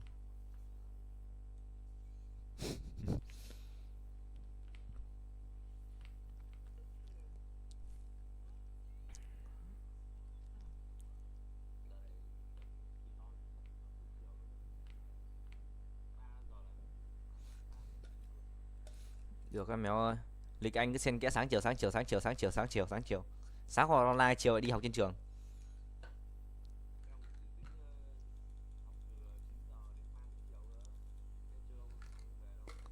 Ra mèo ơi, mình no gì mình tùy cơ ứng biến được mà.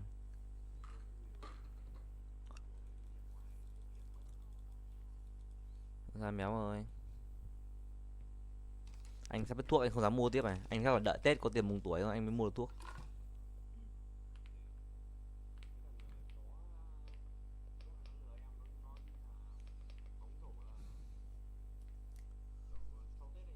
Ừ.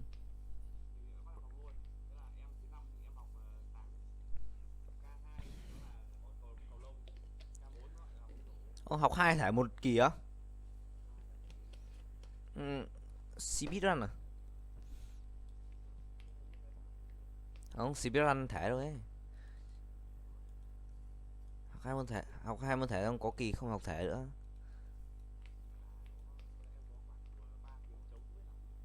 Đúng rồi, anh có mấy khoảng trống mà. Chắc anh ra cái chỗ xả của trường anh đu, anh chẳng biết làm gì, anh nói thật đấy.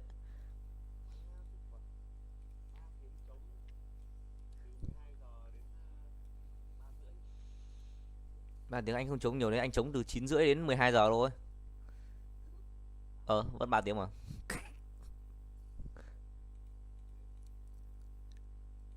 Một ấn phù thủy, một Vladimir, một áo choàng và một ấn ngẫu nhiên. Cái áo choàng ấn ngẫu nhiên ngon vãi ạ.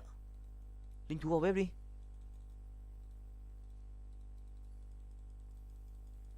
Ui, thí nghiệm á. Thế thì chết tôi rồi. Hãy đợi tí đi.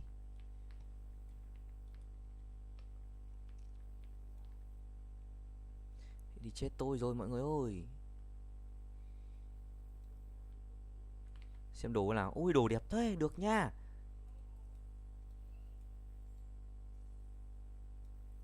Tạm tạm nha, tạm tạm nha.